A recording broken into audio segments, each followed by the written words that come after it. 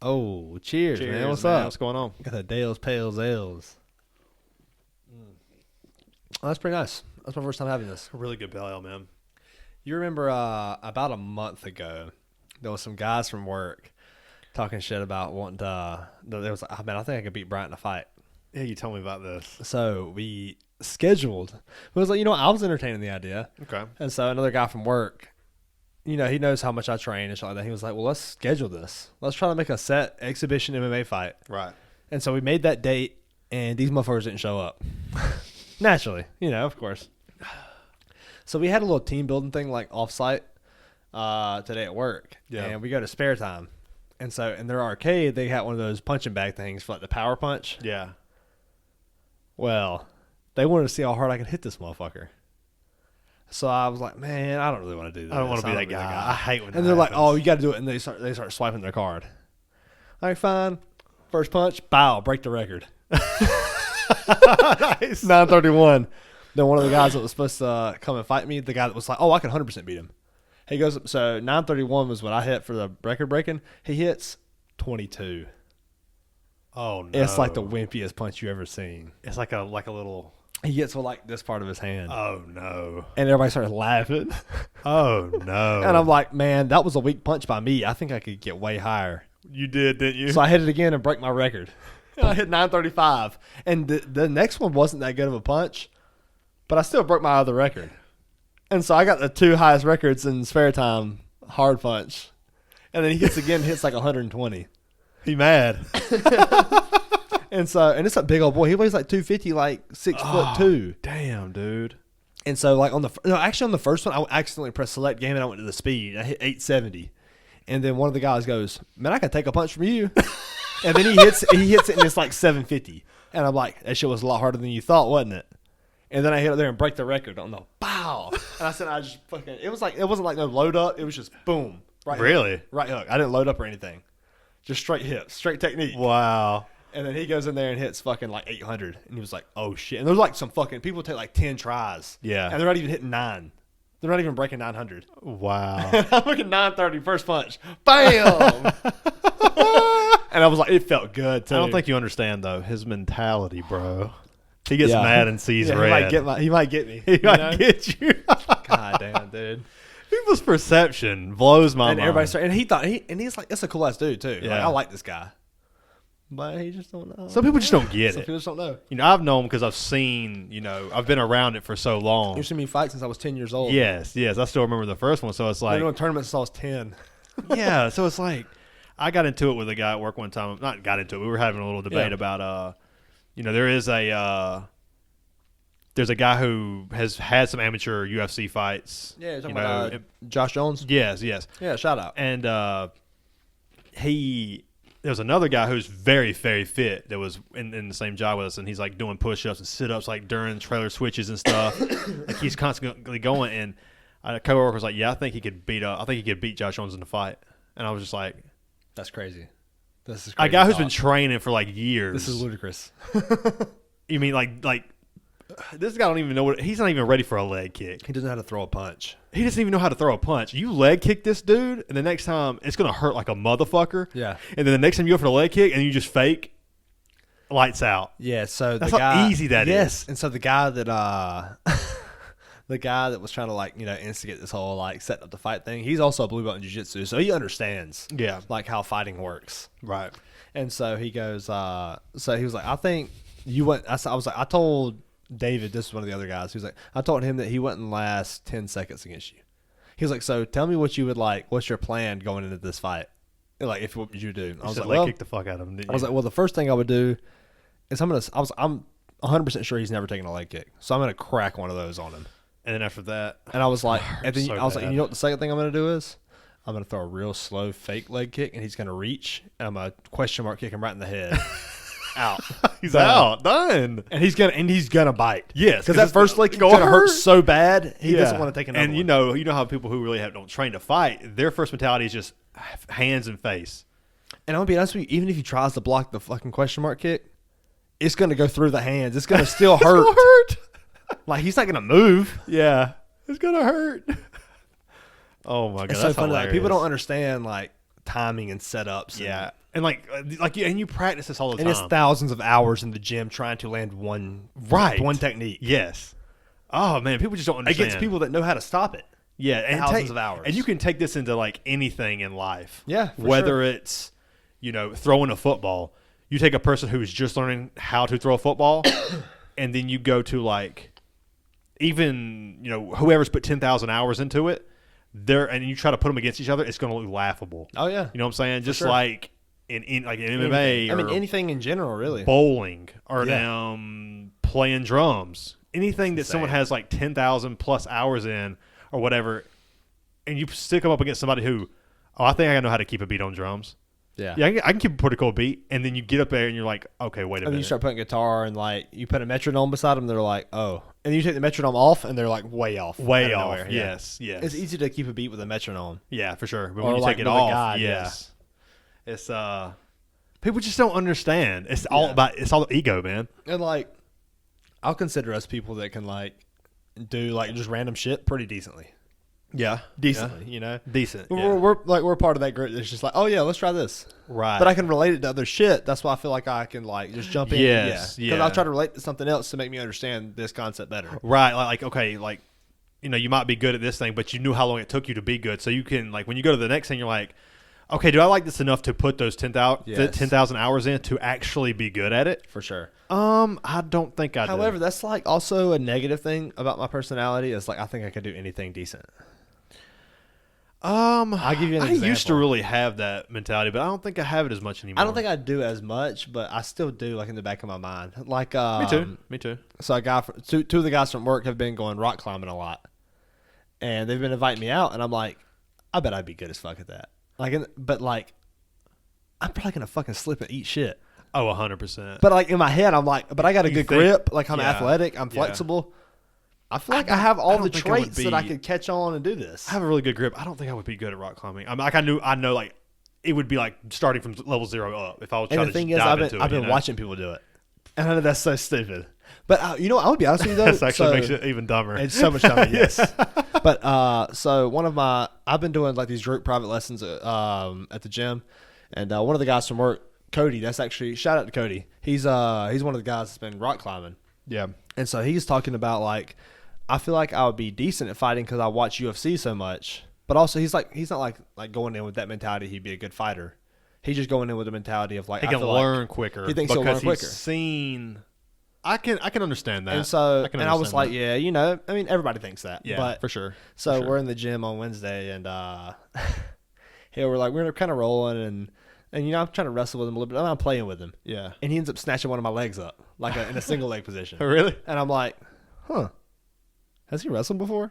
That's the first thing that came to my mind. Yeah. Well, he's had to wrestle before because this is like a single leg position. It's like there's no way you just see this and right. But he doesn't know how to finish it. But I was like, kind of in the back of my mind, I was like, maybe he does know how to finish it, so I'm just gonna pull a guard. And so I ended up pulling guard and triangle on him. Oh, nice. But then I asked him after, I'm like, have you ever wrestled? He's like, no, this is the second time I've ever done anything. The first time was with me, and the second time, it was the week before. There is something to that. I feel like, but he was like, see how it's supposed to be, so you try to. Mimic that, but it's like the first time he had ever really done that's cool, and he like actually caught me like he could have finished if he knew what he was doing. He would have finished a single leg. Yeah. That's cool, man. That's but cool to see. Like, wow, that's kind of impressive for a guy that's never trained anything to have that idea. Dude, I remember when I was this is kind of fits in with what you're talking about. I always had trouble throwing with my left hand. I could throw a football with my right hand, but It's because what you always did with your right hand. Yes, but I would always like, oh, man, I really want to learn how to throw it with my left hand. And all I would think about it was Tim Tebow, like his mechanics with the football. Oh, he was left-handed, right? Yeah. Okay. He had some of the ugliest mechanics. Can you say that again? Mechanics. He had some of the ugliest mechanics. But for some reason, I would just try to picture that and like really slow. Release time, and all of a sudden I'm like starting an old man throwing a football. Yeah, and I'm trying to keep his shoulder. And all of a sudden I can hit like 20 yards with my left hand. So it's kind of cool. That's cool. I was just trying to mimic that same, that's from what I've watched with thing, Tebow, like Tim Tebow, like the 10,000 hours into something. Me and Luker kind of had this debate too. I'm sorry if you can hear me chewing, but me and Luker had this debate about like NFL players being paid too much. Really? And he was like, yeah, I used to be on the side where like I think they're getting paid way too much. I was like, this is ridiculous. And then he goes, but then I realized we're the motherfuckers that's watching this shit. Yeah. We're the ones that's allowing them to get paid this much. 100%. And my biggest argument for people, they're like, well, why don't doctors get paid more than football players or actors or whatever? How many doctors are there out there? Like, if you had to guess, like, we could say 1 million at least, right? I feel like 1 million's a safe number. I don't think there's 1 million. I thought there's more than 1 million. I think there's less. Because you got to think there's 7 billion people. Yeah. A but million doctor is like 1 million is less than 1% of a billion. Yeah. You mean like a true, I guess, a doctor? Yeah. Okay. I don't know, man. 1 million. 1 million is less than 1% of a billion. Or it is 1%. Or I guess it's less than, right? You know what? I'm gonna say probably 1 million. Yeah.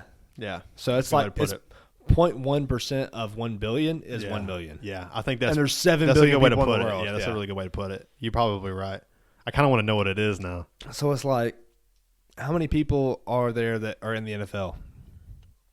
5,000. That's a generous number. We talked about it. I think it's less than that. It's I think probably it's probably let's like say 5,000. 2,500. Let's be generous and say 5,000. Okay.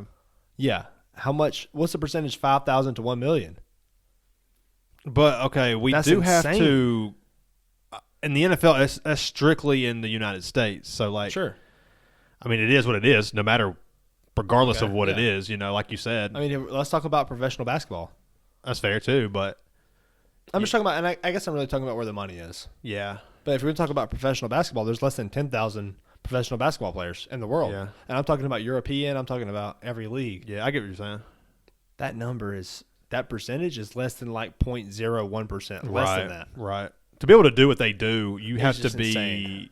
I mean, insanely gifted. I mean, the talent, like, and just, we talk about this a lot. Where like a cornerback, for example. A DB? Yeah, sure. They have no clue what the fuck the route is. This guy knows what route he's running, and this guy can follow that route just by watching his hips and his Yeah, and not only body that, language. like the quarterback knows where he's going too. So there's timing routes also to where like the ball is released, like say like a corner route where the ball is most of the time released after like you fake inside. Yes. That ball It's is released already before he ever makes the actual cut. Yeah. So the ball's released, boom, he cuts right. And he knows, the receiver knows when he turns his head, the ball's gonna be the right there. in that ball's breadbasket. right there. Boom.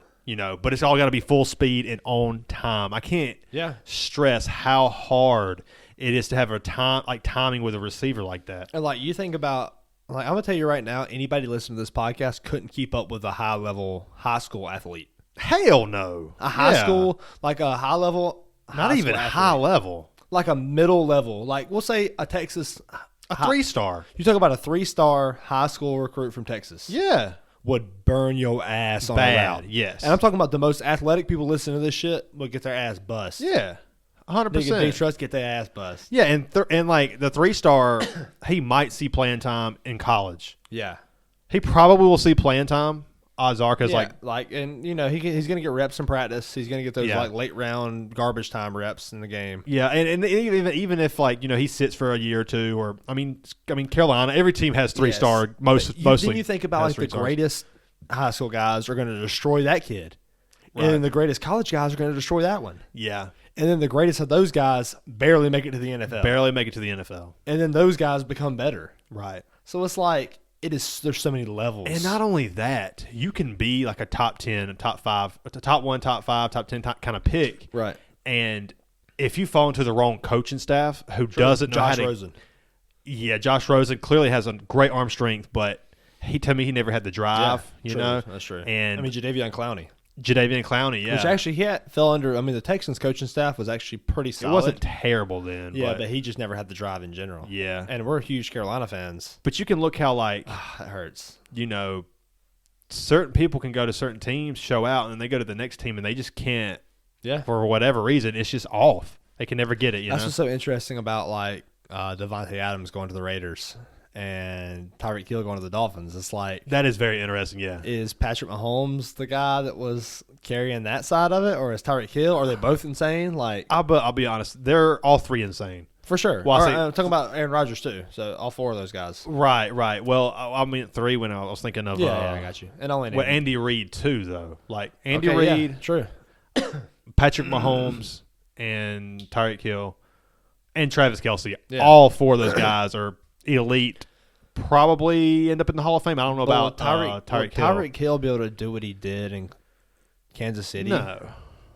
Because the arm strength's not there with Tua. Well, not only that, but I mean, you saw it in that preseason game against the Eagles.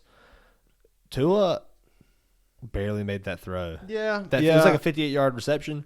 And if it would have been, if he puts 5 more yards, 10 more yards of air under that throw, it's a touchdown. Yeah, I agree with that 100%. I saw the throw. Who was it against? The Eagles. Eagles? Yeah. Okay. Yeah. It was like 48-3 or something crazy. Yeah, I saw that. I was like, whoa, preseason. Yeah, right. Damn. Can't believe someone actually put up 40 points in the preseason. That was kind of crazy. That's so ridiculous. But Eagles looked good in that game, by the way. It was all second string the whole time. yeah. What was I saying? Oh, yeah. Andy Reid is just going to get – he's such a good fucking coach. Like, if you want to go somewhere especially if you're an offensive guy, that's you want to go there. About, like, Sky Moore and Isaiah Pacheco. Like, yeah, these true. young guys. Especially, like, Isaiah Pacheco. That's, like, the build that they're missing. He's like, 5'11", 220? Yeah. But he runs a 4.37. 4.3, yeah. That's insane. He seems such like a big body guy to run that fast. Yeah. He almost seems like he's just waiting, Just waiting for it, man. So I was Yes. excited to have him on my team in fantasy. You still got him? Yeah. Yeah, nice. I picked him. I thought about dropping him. I was like, if I drop anybody, it's going to be Sky Moore. Yeah, But then I ended up dropping Boston Scott today, actually, for Andy Isabella. Oh, nice. Yeah, I don't know, man. I feel like all 3 of them. It takes to win and be as successful as they were. You need all of that to I be agree. good. I you agree. know, It's that whole like synergy, and yes, you can't do it with. It's like Brady or Belichick. To me, it was 50-50. Always said it was 50-50. It's like the Infinity Gauntlet, man. Yeah, you need all the stones for you to be the most powerful. for sure. Yeah. You I don't give know, a fuck you about can't that just like shit. even if you're the greatest coach of all time, if you don't have that Tom Brady, you're not going to damn, 7 Super Bowls. Doug Peterson's got it, Tom Brady.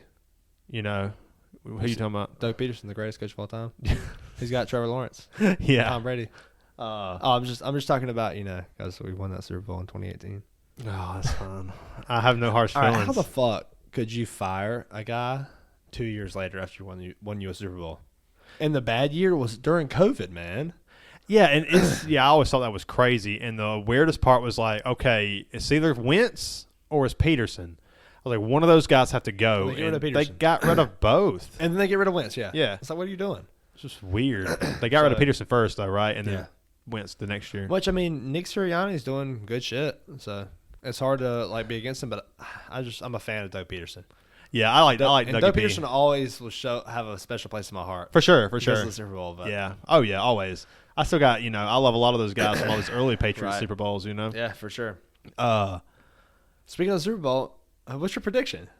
My I know prediction. we talked about this a little bit. We talked on the phone like today and yesterday, Yeah. and we were talking about like you told me to have my prediction ready for this podcast. What's your prediction? I think that the sexiest pick right now are probably the Vegas odds. I haven't looked to see what the Vegas odds are, but if I had to guess, I would say it's probably Bills-Rams. Okay. Probably who's the favorite, but I'm not gonna go the Bills. Okay, I like For this. one, You're a hater. I fucking hate the Bills. Yeah. because I'm a Patriots You fan. want Jets. Yeah, fuck the Jets. That's way worse than the Bills. I know the Jets. I used to really hate the Jets. At least the Bills be jumping through tables and shit. That's fun to watch. Yeah, but I don't care. I think I'm going to go with the Chargers versus the Rams.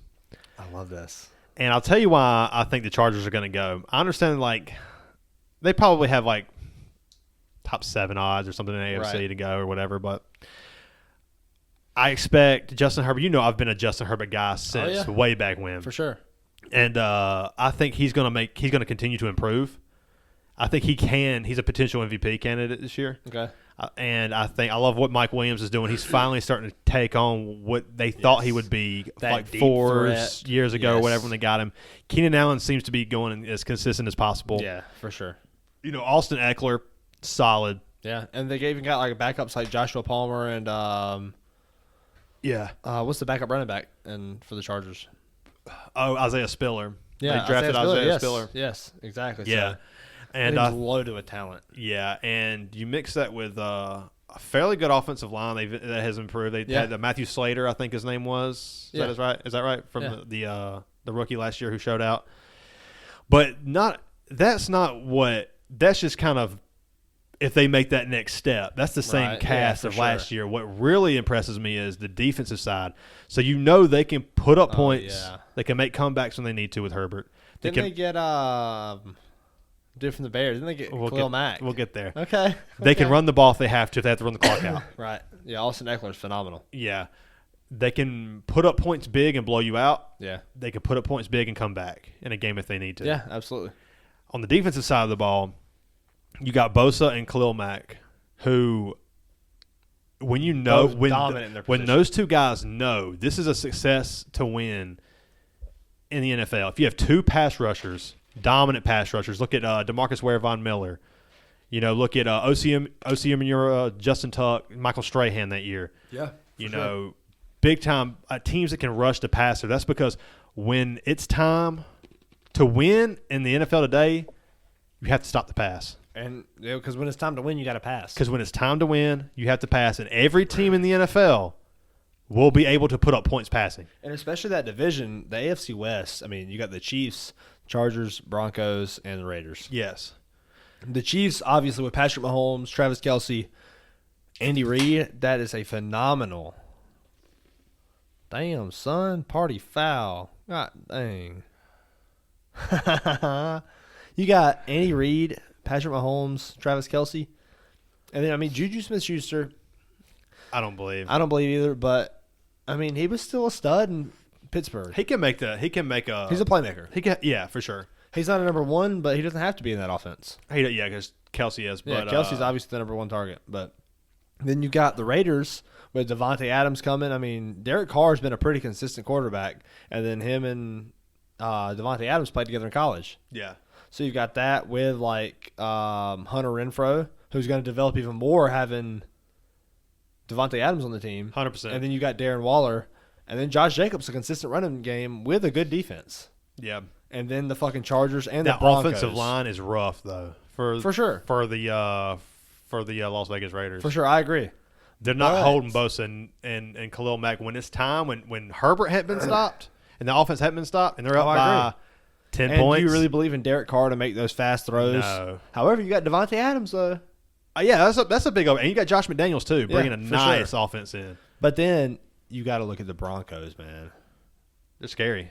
Fucking Cortland Sutton is a dominant receiver who really imposed his will on defenses last year. Yeah. And now he's got a fucking Russell Wilson, a stud of a quarterback. Yeah, that's another one of those teams I would consider putting up there. That whole division. Javonte Williams and Melvin Gordon. Oh, yes, nasty running back. And Javonte's better than Melvin. Yeah, 100%.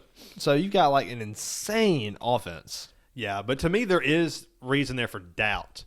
For sure. Russell Wilson was struggling at the end of the year. Can Russell Wilson, bounce back? Was that based off of injury? I think it was because the statistics show that it was. It's so hard to bet against Russell Wilson. There's no chemistry there like there is. Not to mention he just got paid for 5 years for $240 million. There's no chemistry there like there is in all for three the Chargers. teams. Yeah. Really, the Chiefs don't have that much chemistry. But At least they have Chargers and the Raiders have the most chemistry for sure. I don't believe in the offensive line. It's going to be the biggest letdown for the Raiders if they make it into the playoffs. And that's a fair reason to say the Chargers are the favorite in that division. Yeah. However, I don't think Justin Herbert is ready for what Buffalo is going to bring, especially if they have to play against Buffalo in Buffalo. Yes, that's the one, and that's why I think Buffalo will be that's my AFC pick is Buffalo. Yeah, for that exact reason. Yeah, we can ignore every other team in the East from AFC. We can ignore pretty much every team in the AFC North. The Ravens might do all right if they can develop a run game. You really can't overlook the Ravens though. Yeah, Jim exactly. Harbaugh, they're going to be in the playoffs. They'll be in the playoffs, but I just don't see them that defense isn't going to hold up against the fucking Bills or the Chargers. You get Marcus Peters back. You get Humphrey back. But it'll be interesting. There's just so many threats from both teams. I don't think, and especially with that team being banged up, they would have to be fully healthy, and I don't see that happening. I'm worried about the running game. There's so many holes in the Ravens' offense. There is. Defense. Yes. Not so much the defense, but a little more the offense. Yeah, for sure. Can their wide receiver one Bateman even step up? Is that their wide receiver one? Is it Duvernay? Can Lamar Jackson throw the ball enough to win him a game? When it's time to throw the ball in the playoffs, you have to be able to throw the ball to win the game. And he doesn't even have the receivers to do it. Mark Andrews. Yeah, you can double him if you're in the playoffs. Elite defensive coaches can double up on Andrews. So he's really limited on weapons. You got to maintain the scramble and stop Mark Andrews. Yeah, that's a simple task when you got a defense like the Bills. It is easier said than done to maintain Lamar Jackson. It seemed like the Dolphins last year kind of showed a way to do it with that A-gap blitz with the safety. Yes. But whenever you're down by a touchdown in the fourth quarter, 2 touchdowns in the fourth quarter. I'm sorry, Lamar Jackson is just not the guy one. There's a lot of quarterbacks. I mean, yeah, he's phenomenal talent, big time athlete, and especially you put Lamar Jackson against Joey Bosa and Khalil Mack. Yeah, guys who can Well, that's what I'm saying. When that offense is up, the Chargers, and it's time to win. If Bosa and Khalil Mack are healthy, and it's fourth quarter and you're down by 10, they know you're passing. Right. They don't even have to look for the run. And they can just pin the mirror backs and head straight for the quarterback. Yes. That's what they do. And see, that's what my thing is with the Bills. I don't think Justin Herbert has it in him to get ahead against that offense.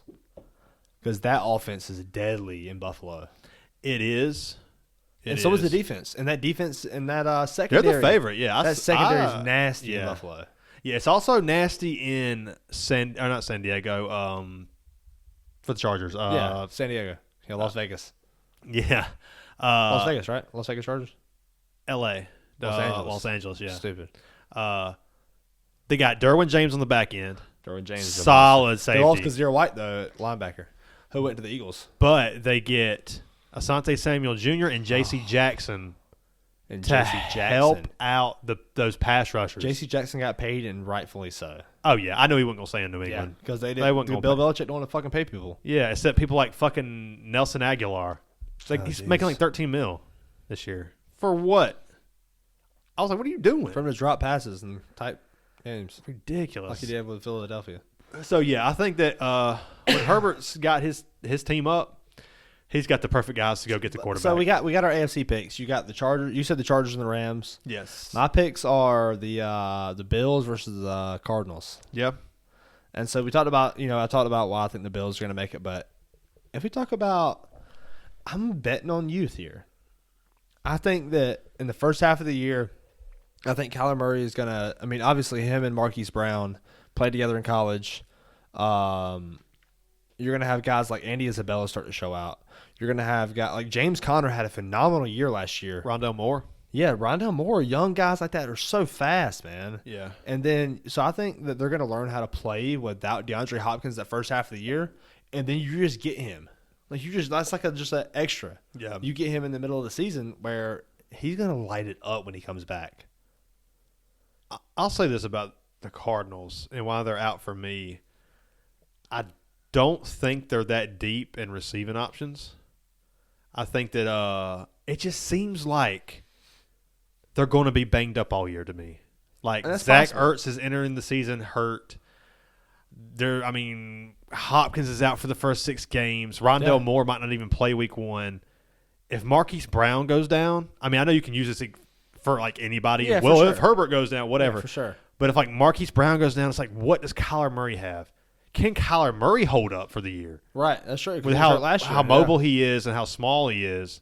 I have Marquise Brown and Kyler Murray in my fantasy league. And really, for me, I think I'm just betting against the youth and the healthiness. I think that they'll stay healthy all year, and that's why I think that they're the favorite for me. And also, Cliff Kingsbury doesn't strike me as a Super Bowl winning coach. That's true, and Sean McVay is dominant in the same division. Exactly.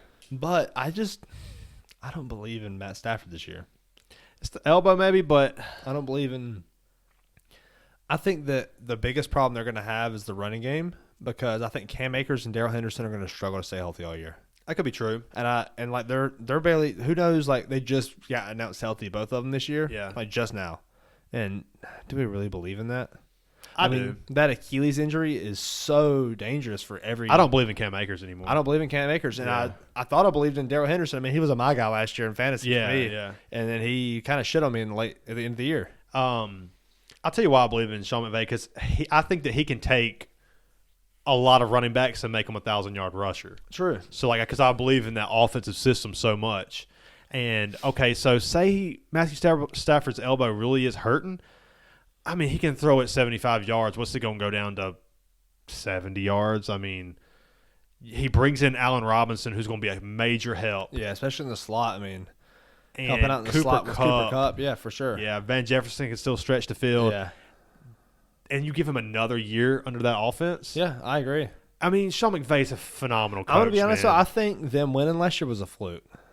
I don't. I mean, it was That's what I'm called. saying. I think it was a fluke. So you don't think that they even deserved to be there? You thought it was lucky? I think it was lucky. I don't. I think it was. I think I it thought was pretty. that the Bucks just had a fluke bad game in that championship game versus the Rams.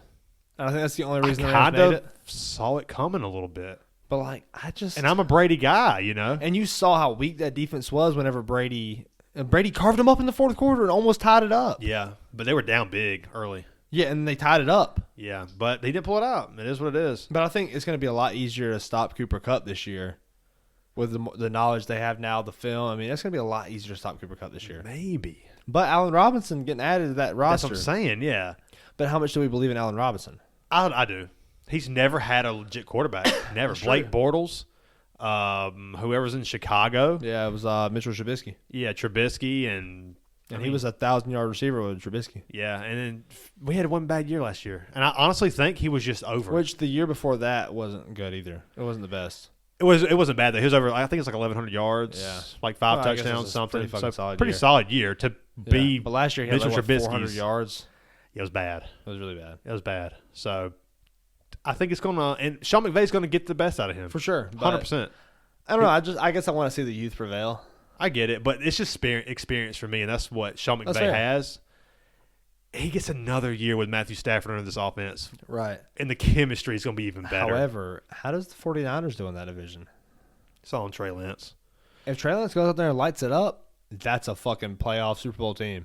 If he comes out and puts up okay, what's the ceiling? He comes out and puts up Mahomes' numbers. Mahomes' first year numbers. That's not the ceiling. It's not that high. Mahomes' first year. That's what they seem to think that he can do. I don't think he'll do that. I don't think so. This is like best case scenario is what I'm saying. I'm saying I don't think the best case is even that. Because I think that's Kyle too high. Shanahan is an amazing offensive coordinator. Absolutely. And they're one guy away. They're an elite quarterback away yeah. from winning it all. Oh, that team. I love seeing Deebo Samuel just thrive. Yes. And you get Kittle, healthy Kittle back. Elijah Mitchell with that run game is going to be nasty. Yeah. How about Trey Sermon Getting They cut? just drop him, yeah. And the Eagles picked him up. I don't know. His big body. Yeah. It's nice. I mean, it'd be good for reps. I think the Eagles and the Patriots both have promise this year. Oh, yeah, for sure. Yeah. It'd be nice to see the Patriots develop a little more receivers. I know it bothers me. That's the biggest problem Yeah. right now is there's not much receiver threat. Yeah. They got got- red zone threat. Kendrick Bourne. Kendrick Bourne, if you look at the statistics, like how often he was used, he was one of the most productive Oh, yeah. Absolutely. receivers last year. But, like, Jacoby Myers. Oh, I don't believe in the He receiving can't core. get in the end zone. Yeah, I don't believe in the receiving core. Ramondre Stevenson, however. That's going to be nasty. That's the real deal. And Damian Harris, a good running game with Yeah, two Damian good Harris. play action tight ends. Oh, yeah. So they got to Jonathan establish Smith that. and Hunter Henry. They got to establish that run first. But yeah, I'm going. And I just want to make a quick note. I know we spent a lot of time talking about NFL, but Yeah. I kind of want to talk about how I don't believe in the Bucs this year. I'm kind of with you on that. And it's because of the offensive line. No Ryan Jensen. They just lost. I forget the other. They lost both centers. Yeah. And the third center, everybody knows to beat Brady, it's up the A gap. You gotta blitz on the A gap. Yeah. That's where he struggles the most. He really is.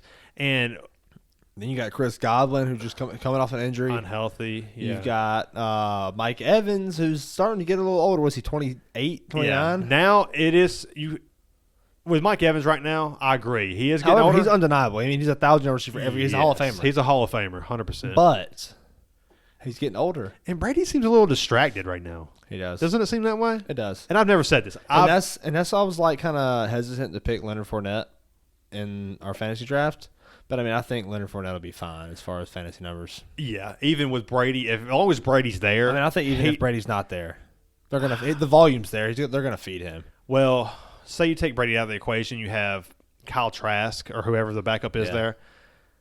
I don't believe in Fournette then. But they're not going to just keep Kyle Trask. They're going to go out there and pick somebody up. Well, Brady's going to be there, and as long as he's healthy, Fournette's a good Brady's pick. going to do. Yeah, he trusts. That's the thing is like Fournette. I think we get a solid Brady up until at least the playoffs. Probably. And I don't give a shit other than that because fantasy football doesn't go to the playoffs. That's fair. Yeah, I just think that there's some questions. But I agree with you. I don't believe, man. They'll make the playoffs. They'll probably win that division, but outside of that, they're not challenging. What's that division? Saints, Panthers, Falcons, and Bucks. Yeah. The Saints ain't gonna do shit. That's the only I mean, unless Baker goes out there and lights it up. I mean, if Christian McCaffrey can stay healthy, that's gonna open shit up for DJ Moore. That's gonna open shit up for Robbie Anderson. Yeah, that team could be okay. Yeah, it could be. But okay. it's literally just the Browns. I mean, the Browns is a better team. And do we really the Bucks? No, the Browns was a better team when Baker was there. Oh yeah, for sure. And do we really believe in fucking dude from Matt Rule? Do we really believe in Ja Rule? I believed in Matt Rule when he was with Baylor, but yeah, I don't believe in him now. I don't think I believe in him now. I don't believe him as an NFL coach. Yeah, I don't think I do. But there is potential there. I think that to me the real contenders in the NFC are you cannot leave out the Packers with that running game. Don't believe in the receiving core, and I think that will ultimately fail them. That and the fact that Aaron Rodgers loves to blame them. If it's not, it's everyone else's fault but his. Didn't you hear, man? He ate some mushrooms and now he's clear-headed. That's why he won 2 MVPs. Yeah, apparently. But he's been on Rogan. He's a new man. He smoked cigars on Rogan and talked about how his teacher didn't think he was shit. Yeah. Oh, I know. I've listened to about a little bit of that. That was pretty good though. I will say I was like I kind of connect with Aaron Rodgers a little bit. Yeah, I never thought I'd say that, but I agree. Yeah, but he kind of is like. He does give this vibe of like my shit don't stink. Yes, for sure. Which is kind of annoying. Oh Jesus! Because I mean, like I know how it is to have your shit not stink. Nobody else can be like me, right? Yeah, I think I would go with that running game though. If you're gonna, AJ Dillon and the snow and the snow time when it gets cold, they pull out in the forklift and they just fucking lay him on the field. And he just. Dude, that's a big motherfucker. His quads, fucking veins are just popping out and shit.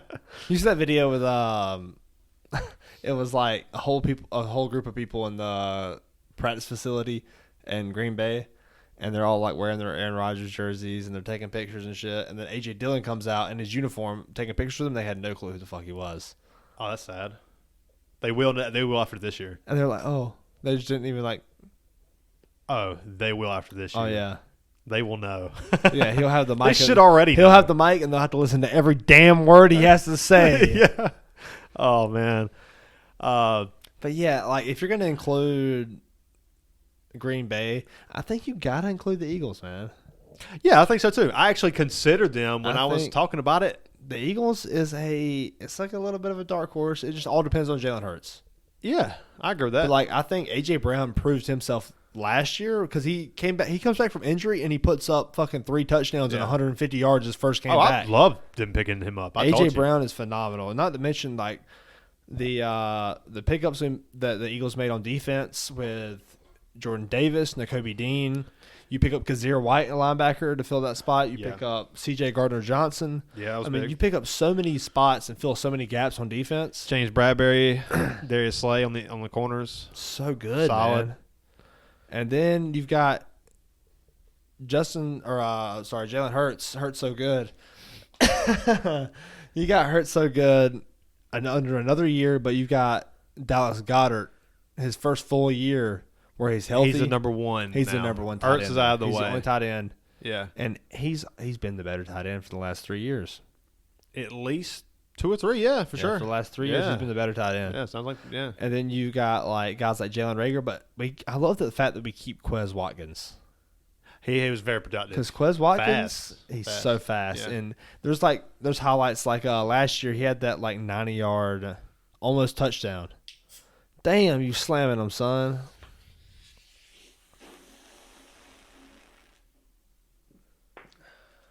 Why is doing that? Damn. You was slamming. You gotta suck that shit off the table now. I need a straw. Yeah, but yeah, Quez Watkins is a nice receiver. Then you've got AJ Brown and Devontae Smith, man. Yeah, that's big. The biggest questions with the Eagles is Jalen Hurts and the run game. The run game, But Kenneth Gainwell is really showing some high spots. I don't think he could be at number one, though. I'll be honest. He's very productive. But I'm really excited about Trey Sermon. I think in college he showed the talent, but we'll see what he can do. I mean, under an offensive line like that, I mean that's a very experienced offensive line. Oh, 100%, yeah. And I think that the Eagles could really do something this year. And that's probably the fucking retard in me. It's biased. It's a little stupid. biased. It is. But I'll say it's a playoff this. team, for sure. It's a playoff team, I think. I think they'll beat the Cowboys out in the division. But I think that Hurts isn't ready for playoff football, I don't think. Even if he makes it there. I mean, you saw that shit last year against the damn Bucks. Yeah. It was brutal, man. Yeah. I don't think he's ready for playoff football, not yet. I've never been a believer in However, it. Be you careful got to when think you open about it up, by the way. You got to think about Be ready to drink it. Huh. There you go. You got to think about whenever he was in college. Dude's a fucking winner. He's a winner. He's a fucking winner. Dude is a fucking winner. And I've been the hated biggest on him. doubter. I was so mad whenever we drafted that shit. Yeah, I was like, I laughed. I was one of those guys that was like, I'll burn this fucking jersey. Nah, I wasn't that guy, but I was so fucking mad, dude. Yeah. You know me. I've been I messaged everybody that's NFL fans that I'm close to. I was like, why the fuck did we draft Jalen Hurts in the second round? Oh, God. We need so much more. We have so many holes to fill, and we draft a fucking quarterback. But you know what it's like? This is kind of weird because he reminds me of Jake Paul. Weird comparison, but Jalen Hurts? Yeah, because Jalen Hurts, I've watched him for a long time, and he has some of the weirdest mechanics. So inaccurate at times. I'm waiting for the connection. And, we'll get there. So inaccurate at times, and he just seems like just a very talented guy who just doesn't fit at quarterback. Okay. You know? It's running back. And then he gets to, Nick Saban sees that. He goes to Oklahoma because Tua beat him out because Tua is a legitimate quarterback. And however, respect to Jalen Hurts. I will always respect Jalen Hurts for staying around in Alabama even after Tua won that job. Oh, great guy. And then hanging out and beating Georgia in the SEC championship that year. Oh, my God. That was incredible. That's moments you dream of as an NFL or as any kind of football player. Yes, coming in the championship. Yeah. I mean, he led them to that super dominant stream. He was in that, and then he loses his job, but he's like, you know what? I'm Alabama. I'm staying here. He's the nicest guy, dude. And then then he ends up winning that game for him where they won the fucking championship that year. But I watched him at Oklahoma, man, and it was Lincoln Riley's offense. He's throwing to wide open receivers, no tight windows. Lamb was ridiculously good that year. No tight windows at all. I mean, I didn't think that he had the mechanics and the skills to really make that clearly showed that transition. Who they played against Alabama that first week in the playoffs, or was it Clemson? Or they just got absolutely slaughtered. It was like 50-something to 10. Yeah, I can't remember. It was Alabama or Clemson they played against that first week, the playoffs. I don't remember. With Jalen, and it's like and then and the Eagles draft him first, or second pick. And it might have been exploded. Yeah, I don't remember. I'm pretty sure. I want to say it was Clemson. It might have been. I think it was Clemson because it was like 50-something to 10. Yeah, it might have been. But I just saw when he was in Alabama in the SEC, he couldn't make the tight throws. Because in the NFL, it's going to be tighter than those tight throws. It's going to be the tightest window, out there in sports, just about. For sure. Just like we were talking about earlier, I mean, it's the best of the best of the best. So, when he was at the Lincoln Riley offense, it wasn't that tight. It was just wide open, non-SEC football. And it was – I didn't think he could make the transition. And that really showed. I mean, he did great last year. They made the playoffs first year. But it really showed against the Bucks in the playoffs last year. Yeah, they wasn't ready. They weren't ready. For sure. But you add some weapons. You have another year under that offense. Nick Sirianni's learning as a head coach. There's potential there. To tie it back to Jake Paul, I was trying to avoid this. Listen, man. We all laughed and made fun of Jake Paul when he first started boxing. But now, like, people forget that he's not the guy who he was. We laughed at Logan Paul. Oh, I laughed at all of them. Logan Paul is the one that's actually a decent boxer now. Yeah. I'm talking about Jake Paul, though. Jake Paul still sucks. He wasn't who he was when he first started. So, like, Jalen Hurts, when he first started at Alabama. He wasn't who he was. He's not who he is now. I'm sorry. He's not who he is now, no. Yeah. So. Yeah, he wasn't who he was. He's not who he is now. So if you guys are having trouble understanding what he's saying, me and you are on the same page. Nice. He wasn't who he was, and he's not who he is now. Right now, he's not who he was. He's you know not who he is right now. So, like, you think of Jake Paul, like when he first started fighting, he was just real. I mean, he always will be obnoxious. I can't wait for Anderson Silva to knock his ass out. But each week. He's grinding, getting a little bit better. I might cry myself to sleep if Anderson Silva loses. You're probably going to cry yourself to sleep. Yeah, he's so old. But he's still dominating. I know. In boxing. Like, he's such a good fucking fighter. But Jake Paul, each week, each fight, he gets a little bit better. A little bit better. And we keep thinking of him in this, when he first started form. This is like, 3 years removed now? He has 3 years. He's not that same guy. I don't want to think about that. You know? He's literally getting better.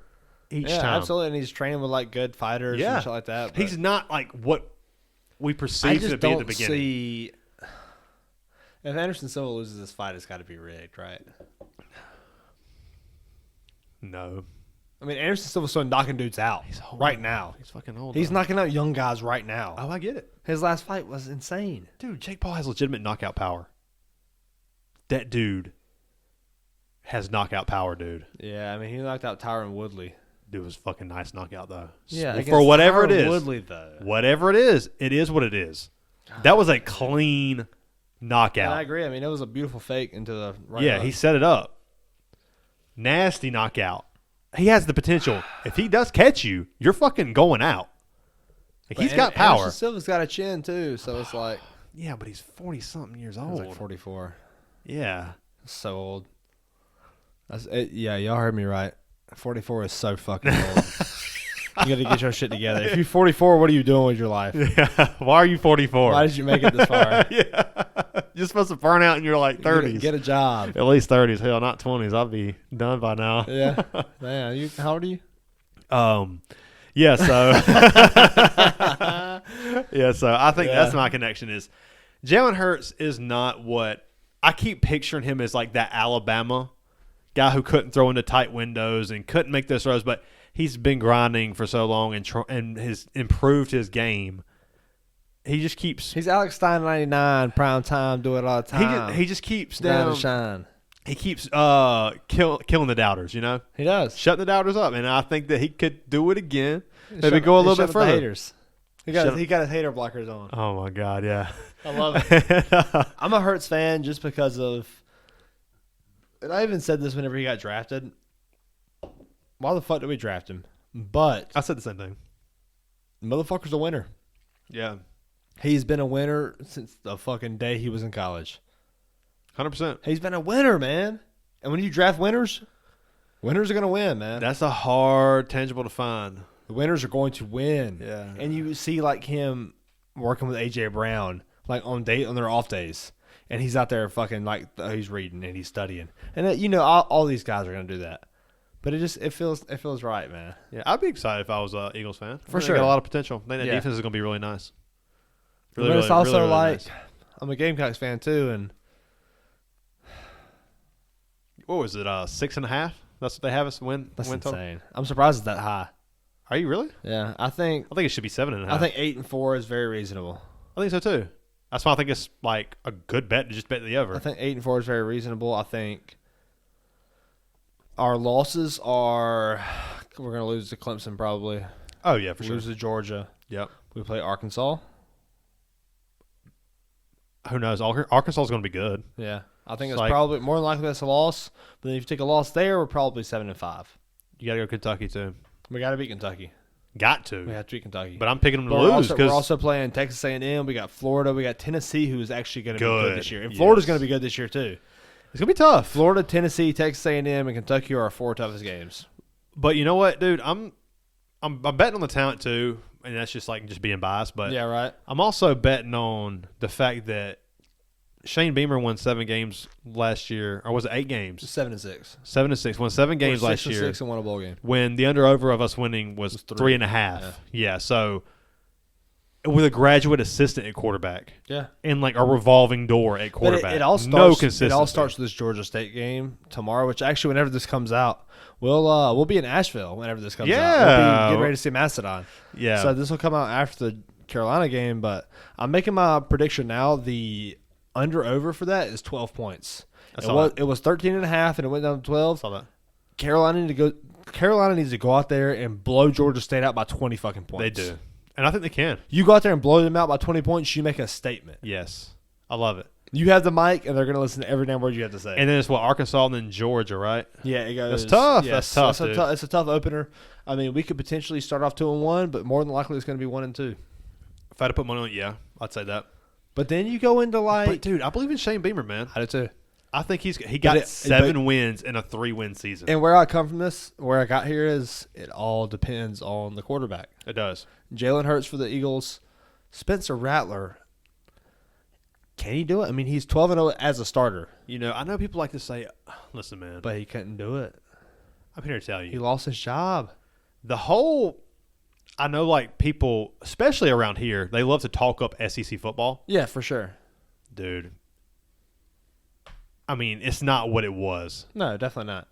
I mean, ACC is kind of coming up right now. I mean, yeah, like this whole pretend like big boy powerhouse football that you know people like to pretend the SEC is. You take Alabama out of that equation, but I mean, it should be like the styles. Like there's not very many pro style offenses that like to line up and run the power hour or nothing like that. You know what I'm saying? So it's not like they're running these like cornbread fed guys out there and just powering it down your throat like big boy SEC football. Yeah. That's what a lot of these people try to remember. It's not like it used to be. It's spread offense is just like the damn Big Ten and the Pac-12. Spread offense is where it's fucking at. Yeah. And Shane Beamer recognizes that. That's 100%. Makes me so excited for Shane Beamer.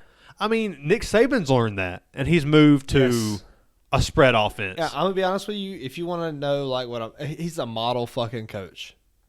You want to know what the best meta is, you follow what Nick Saban's doing. Mm-hmm. You want to win, you do what Nick Saban's doing. 100%. Because Nick Saban's winning. Dude, I mean, he put Dabo Swinney out there. That's from the Saban tree. He put Kirby Smart. That's from the Saban tree. Let's talk about this. I saw a stat today. It said SEC teams opening week record in the last 20 years. 17-3. Gamecocks 17-3 against Cupcakes. It is Cupcakes. Yeah. You know what one of those 3 are? UNC. I was gonna say North Carolina. That's a painful I expected. Loss. Oh, I know. That was I remember watching it. It was right there at Buffalo Wild Wings for the draft. We watched that. Jake Bentley. He missed that throw. And Jake Bentley is a talented quarterback. But he was inconsistent. Ryan Helinski. He showed out the other day. You see that? Yeah, I did. Against Northwestern. Yeah, he showed out. For Northwestern, right? Yeah, for Northwestern. Against I forget who they played against. I do too, but I remember one time he was like 19 for 22. You know what the problem was? It's fucking Will Muschamp the whole time. He's terrible. And I hated the hire. Chris from the Spurs Up Show. I would love to think that like guys like that are watching. So shout out to Chris from the Spurs Up Show if he's watching, you know. But he made a repost on Saturday last weekend. It was him coming back from the North Carolina versus Gamecocks game. He goes, "That was where the fire Will Muschamp started." Was him? He made a vlog immediately after, and you can see the pain in this motherfucker's eyes after us losing to North Carolina. You gotta blame Ray Tanner on that hire. But Alabama, 20-0. They're the gold standard, man. Yeah. Them Clemson, Georgia, Ohio State. Fuck Clemson. That's the top 4, man. Yeah, that's accurate. You know, it's gonna be interesting. It will, and it just felt so good last night watching college football at Carolina Ale House, watching the Pittsburgh versus West Virginia game last night. That really game was insane. I hate that I didn't catch it because I got to work this morning and like 3 or 4 people was like, "Dude, did you catch that game last night?" And I was like, "I've already heard about all of it." And I'm so mad I didn't see it. And like, so me and Jacob, shout out to Jacob. It's actually one of my good buddies from high school. He just got back from Germany like a month ago. And so I was like, you know what? I got to get a beer with this motherfucker. It's been a long time since I've seen him. Actually, the last time I seen him was here. He came in. He's like made a random guest appearance and stopped by and sang a song on Rock Band and then left. I love people like that. Sang a song on Rock Band, took a shot, and then left. I love people like that. Hadn't been drinking all day. Hadn't done anything. He been hydrated. I was He's like, yeah. I'll take a shot. Fuck it. I'll sing a song on Rock Band. He's just Fucking sober. Just a fucking good time. Yeah. That's what I do. No matter where he goes. Like a positive dude, too. Yes. I really like that guy. And so I picked him up last night. I cleaned my car and picked him up. And he was on the way to – we were going to go to Yard House last night. And then there was so much traffic, we ended up getting we were a little behind, and Yard House closed at like 11. So we was like, fuck it, we'll go to Carolina Ale House. They close at 12. We sat outside. The breeze is going. We taking shots of tequila. We watching football. Oh, brother. My God, dude. It doesn't get much better than that, son. Brother. And so, like, we were both ready to leave, but we couldn't stop watching this game. Yeah. Like, we were done drinking. We'd already paid our bill, and it's like 5 minutes left in the fourth quarter, and we stayed till the end. That's great. Just sitting there drinking water. That's good. I was like, times. if this goes into overtime, I'll get another beer. Yeah. I really wish it did. Because JT Daniels he choked, man. There's a reason why Georgia got rid of him. Damn. There's a reason why Georgia got rid of him. You think Georgia repeats? No. I don't think so either. I think they put up a great 10-2 season. But, I mean, they lost a lot of talent, too. Yeah, it's hard to ask for them to repeat. It really is. I mean, even as, like, if you're a diehard Georgia fan, you're not going to ask But can I at least sell you on this? The defense is still going to be pretty solid. They have, like, the best tight ends in the nation, man. I mean, they're not going to repeat. But also, listen, But Kirby Smart broke that fucking wall, he did. I didn't believe in him, and he broke the fucking wall. So like now he's a championship coach. Yes, it's like he can do it. We know he can do it. Absolutely. They're going to have a good running game. They're running back you. I mean, when have they not had a good running game? You know, so like I can't remember. The earliest memory I have of Georgia is Ty Gurley. Oh, really? I don't know. I was like 10 years old whenever Ty Gurley was a rookie or a freshman. Oh, man, I went to the game. Raining in Williams-Brice. This was like when Carolina was good, though. And Ty Gurley. I don't think we ever lost to Georgia in that 3-year stretch. I don't know. It was 11-1 3 years in a row. We lost to Tennessee twice and Auburn once. Didn't lose to Georgia in 3 years. I know we lost to Auburn twice because we lost them that year. Oh, sorry, Auburn twice and Tennessee once. Okay. It was 11-1 3 years in a row. It was 2010, 11, and 12, or 2009, 10, and 11. Yeah. But yep, didn't lose to Georgia anytime. And that's I remember some good games too. That year they went from a fourth down with Todd Gurley, and Spurrier was there. We all knew it was going up the gut, and it got like. It was just an incredible game because it was just I can't remember exactly like what the final score was, right? But I just remember like Georgia was going for it on fourth down to like try to potentially win the game, and they stuffed Gurley. And we all know how good Gurley was because it was Gurley, Chubb, and Sony Michel I think on the same team. So ridiculous. That's the backfield. That's so ridiculous. Yeah, ridiculous. Sony Michel is the worst, or Nick Chubb is the fucking third string back. Yeah, and even then, like it seemed like Sony Michel was playing. That's like prime Sony Michel. Yeah. So like what you saw in the NFL. Sony Michel got cut by the Dolphins. Yeah, that sucks. That's insane, man. He never lived up, dude. He never lived up. I really wanted him to. I was so excited for him. And we talked about Darrell Henderson earlier. Sony Michel stepped into that role and killed it last year. That's McVay's offense. And then just... Dude, I want to grab another beer if you want to. We'll drink that one. I need to take a piss anyway. Okay, that's cool. We'll be back. All right, let's take a break. Oh, he moaned on that one. What's up, dude? Cheers. Cheers. We back. God damn. Other day, so I got the Manscaped, the Lawnmower 4.0. Okay. The other day, I shaved my face first, and then afterwards, God, here it comes. I shaved my pubes, of course. I was about to. I got to do some manscaping, you know. It'd been like a month since I'd shaved, and I'm a respectful individual. I'm gonna stay clean down there. So I start from the outside. I always start from the outside. Yeah. I go from the outside, and then I go from the outside, and then I work my way in. Well, working my way in this motherfucker dies on me, and my pubes like Hitler's mustache. And like I shaved the base and all, and it's literally just one little fucking rectangle. Oh God! Right, right in the middle. Nine. Yeah, that's what it looked like. It looked like straight up Hitler's mustache right above my little wiener. Oh my God! So yeah, I had some Hitler pubes going for like a week because I was too busy. After that. Damn! Yeah, well, yeah, I didn't shave. You know what's funny, dude? Was Brent the other day? He was. Crabman the other day. He said, "It's funny how all these people who don't have time did all this research in fantasy football." That is so fucking spot on. And I was like, damn, man. I was Damn, like, man, we this so guy- busy, we ain't got time for all this shit. it's funny how all these people didn't have any time but did all this research. I was like, damn, he's kind of right. That's us. We did Shit. that research. I was like, hey, I did on accident. Yeah. The way my bank account is set up. Yeah. Dude, Kevin Hart's so funny, man. Dude, I've said it before, I think on this podcast, was he is one of those comedians like who is his popularity. Sorry, I'm licking the spicy Zach sauce on my lips. I ate a chicken finger down there. That's so good. He is one of the comedians who his popularity matches how good he is. Yeah, he's so fucking He's funny. really good. And like the more I watch of him, he's gotten like a little dirtier, but he's gotten so much better. He's gotten better. Yeah. He continually tight. grows. It's tight. Yeah. So tight. Really good. Not as raw as it used to be. Yeah. You know, relying on like his He's a His, little obnoxious. like his animations. And like, he's very animated. Yeah, he used to be very animated. Now he's just more refined. Man, I got distracted because I looked over and saw "Is this it?" sitting on the floor. Nice. I love that you Last left. week. I love that she left that just laying there on accident. yeah. I mean, you might have been you being lazy, but it's, Oh no, there's like 4 weeks of laziness right there. I see Pearl Jam 10. Yeah, it's 10. And, It's what's that?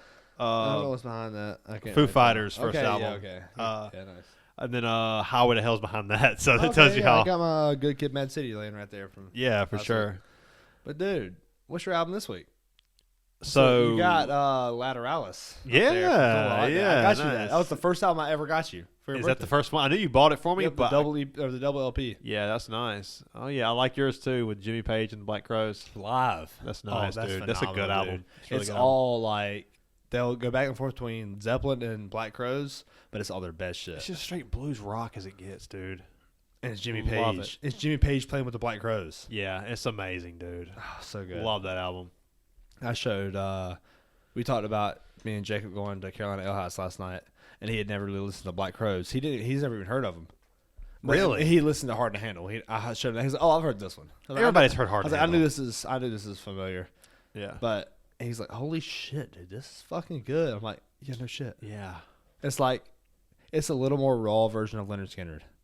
For sure. Like yeah. Leonard Skinner's It's almost Southern rock. like Leonard Skinner's so good they're almost progressive rock. They're so tight, Yeah, sometimes They it's got a like little that. progressiveness Yeah, in for them. sure. but it's just like Leonard Skinner's so tight. They also man. have like Southern rock is what they are. We know that. Skinner. Yeah. Okay. And then like they have a little bit of progressive. Like all bands have like these little subgenres within like who they are. Skinner's a little progressive. Yeah, man. and they're also like blues rock too. But so is the Black Crows. They're a little progressive sometimes. yeah, but they're more like They're raw, even more rock. southern and blues rock. You know. The blues rock for real. They're Yeah. so bluesy, man. Yeah. So it's like I was listening to Mastodon, their new album, Hush and last Grim? night. Yeah, Hush and Grim, and oh man, I forget what song it was, but that shit was like bluesy as fuck.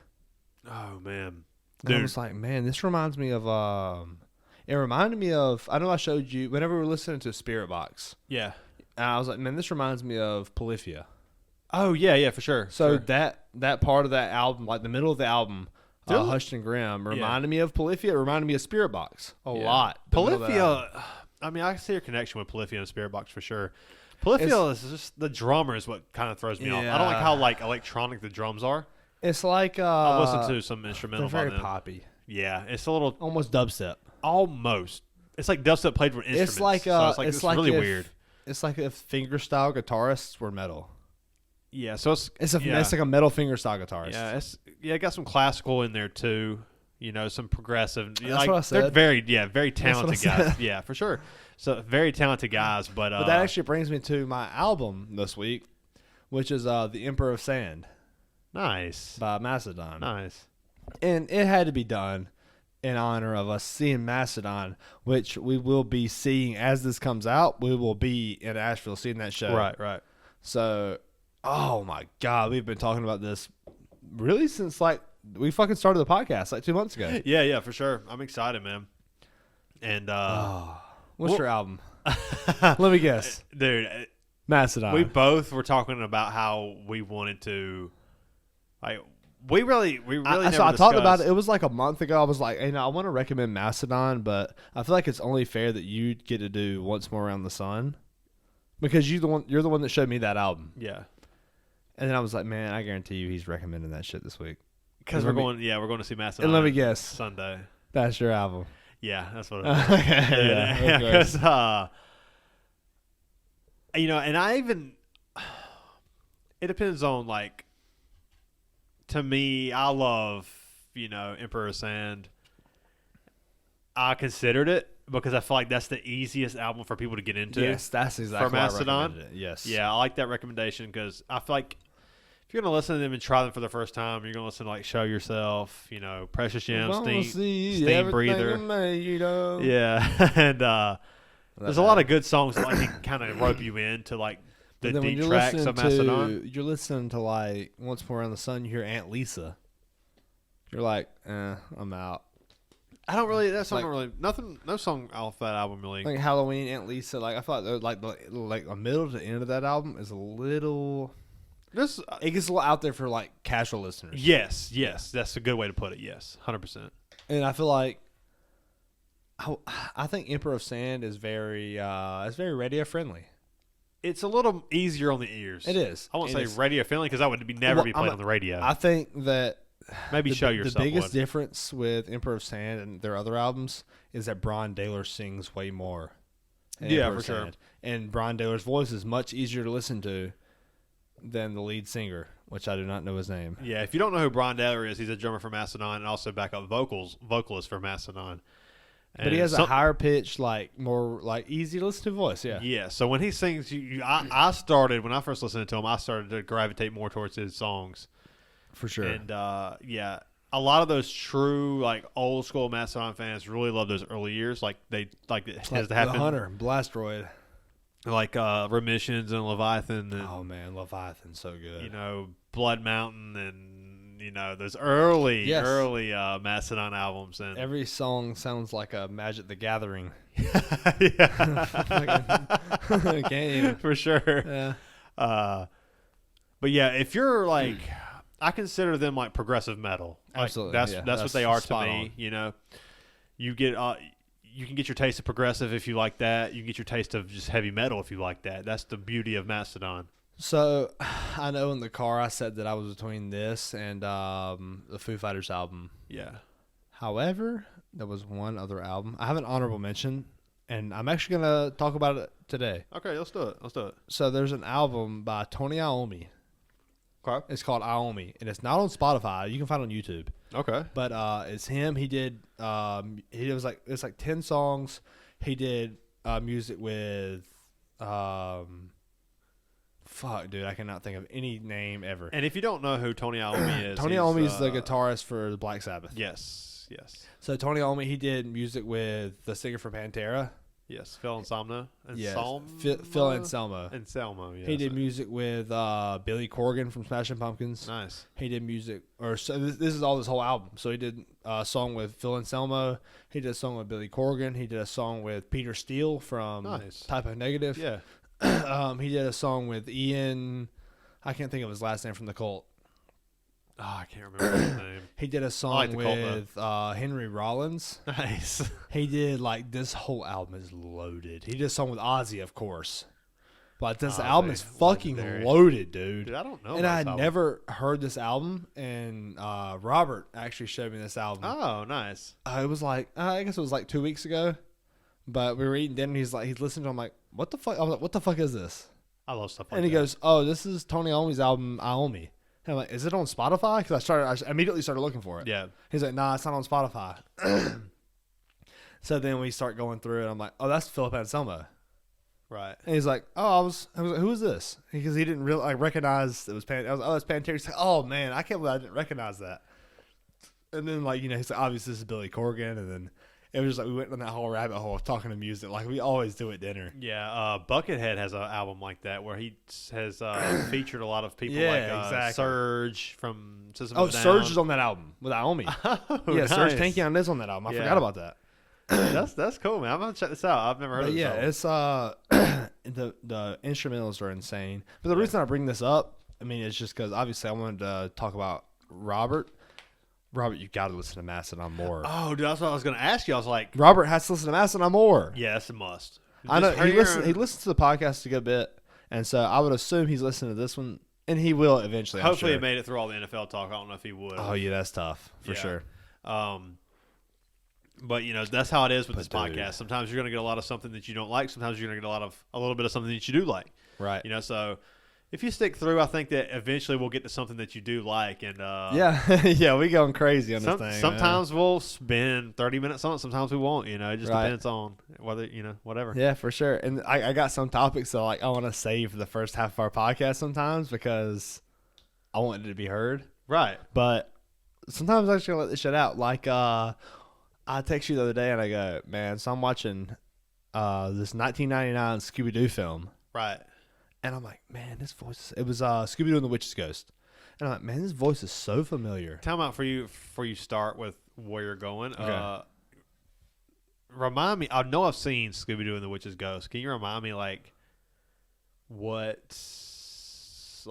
hit me with I'm trying to remember it It's like because I've seen so many. I love so Scooby Doo. the guy's and I know I've name seen is it. Ben Ravencroft. He's like a famous book writer, which is actually the voice actor that I was like, "Who is this?" Well, just hit me with But the gang, Scooby and the gang, yeah. the meddling kids.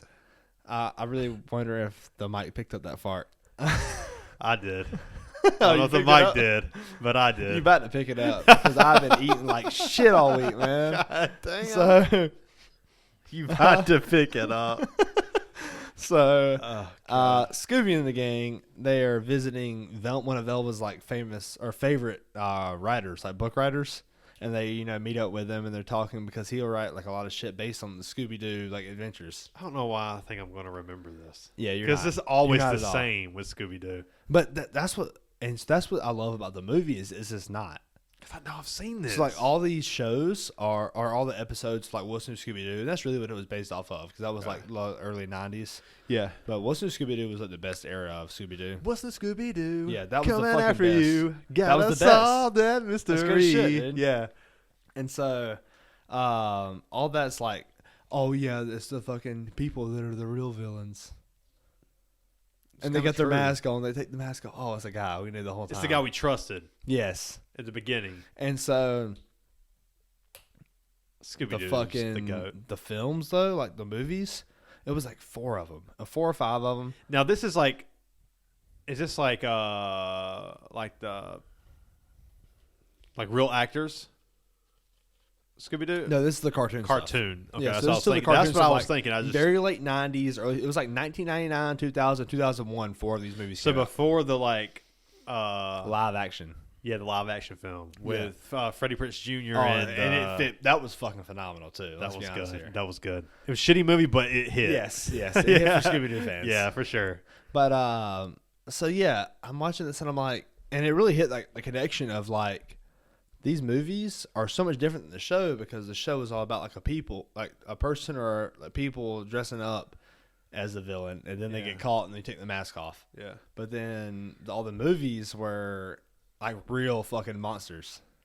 Right. And so the Witch's Ghost is this guy Ben Ravencroft is the book writer, and he's trying to research into his ancestors, his family's past, which is No, I've seen this. Sarah Ravencroft, who was a witch, and she got burned at the stake, Okay. and she was alleged a witch, Okay, I think I kind of remember this one. And I'll have so, to but look I'm at listening to Ben Ravencroft, and I'm like, who is this motherfucker? I know this voice. and I couldn't think of it. I had to look it up, and it's fucking Tim Curry. Oh, Tim Curry's. In 1999, The best, Tim dude. Curry's voice acting in Scooby Doo, and he plays in the end. It's like he plays such an evil part, where he's like trying to summon this witch from his past that he's family with, and then she ends up like she's so evil. You know, Yeah. he can't contain it, and she ends up like trying to fucking kill him and shit. Really? But it's like it's such a good like. It's crazy how the What's New Scooby Doo in like the early '90s went into the movies, which was like there was a 4, which it was Scooby Doo and the Witch's Ghost, which is that one in '99. Scooby Doo and the Alien Invaders, which is like real aliens, of course. Yeah. Then you've got Scooby Doo and the Cyber Chase, I like that one, yeah. which is one of my favorites because of the game, which Yeah. was like it was kind of like Crash Bandicoot, but Scooby Doo basically. right. But my favorite one was Scooby Doo and Zombie Island. See, I know I've seen that one too, and I don't really remember much of it. I've seen all of those. I know But I've seen all of it's those. just like every time those 4 movies were the only ones where it's like real fucking monsters. What's better than? Okay, give me your top 3 cartoons of all time. Just your favorite, not the best of all time, but your Ooh, favorite. Okay, I mean top 2 is Scooby Doo, Tom and Jerry. Ooh, boom! Right off the bat. Right off the bat, easy. Number 3. That's where it gets so hard, man. Because I watched so much Scooby Doo, I watched so much Tom and Jerry. Those are easy. I'm gonna have to think like cartoons like Dexter's Laboratory, Oh, that's a good one. Codename Kids Next Door. I remember that one. That was a good one. That was good. Oh man, like kids cartoons or like cartoons in general. Cartoons in general. Oh, if we're going to cartoons in general, I mean I gotta put like BoJack Horseman as like one of my favorites. Oh, okay. So I want to go. So let's That's keep it to more kids. like Let's keep it to kids cartoons. Yeah, kids cartoons. Yeah, that's where I'm at. Because I mean I can throw Futurama and BoJack Horseman and South Park and all that shit in there. Yeah. Would you connect that to? Would you say that's cartoons or like anime? I mean, That's it's not cartoons. anime. Yeah. Yeah, it's more cartoons That's than cartoons. anime. Yeah, for sure. Yeah, I mean anime is Like, it's not good. I was just gonna say not good, but you know, nah, I'm just a hater. It's just not for me. It's not my Yeah, favorite. It's not for me. It's not my favorite. Yeah. Sorry, anime lovers. We love you, but We love you. Anime lovers, I love you. Yeah. You remember that fucking video, that Vine? It was Country Boy, I love you. It was like that was I like a don't know that little one. fucking 10-year-old girl I don't know that one. singing. It's so bad.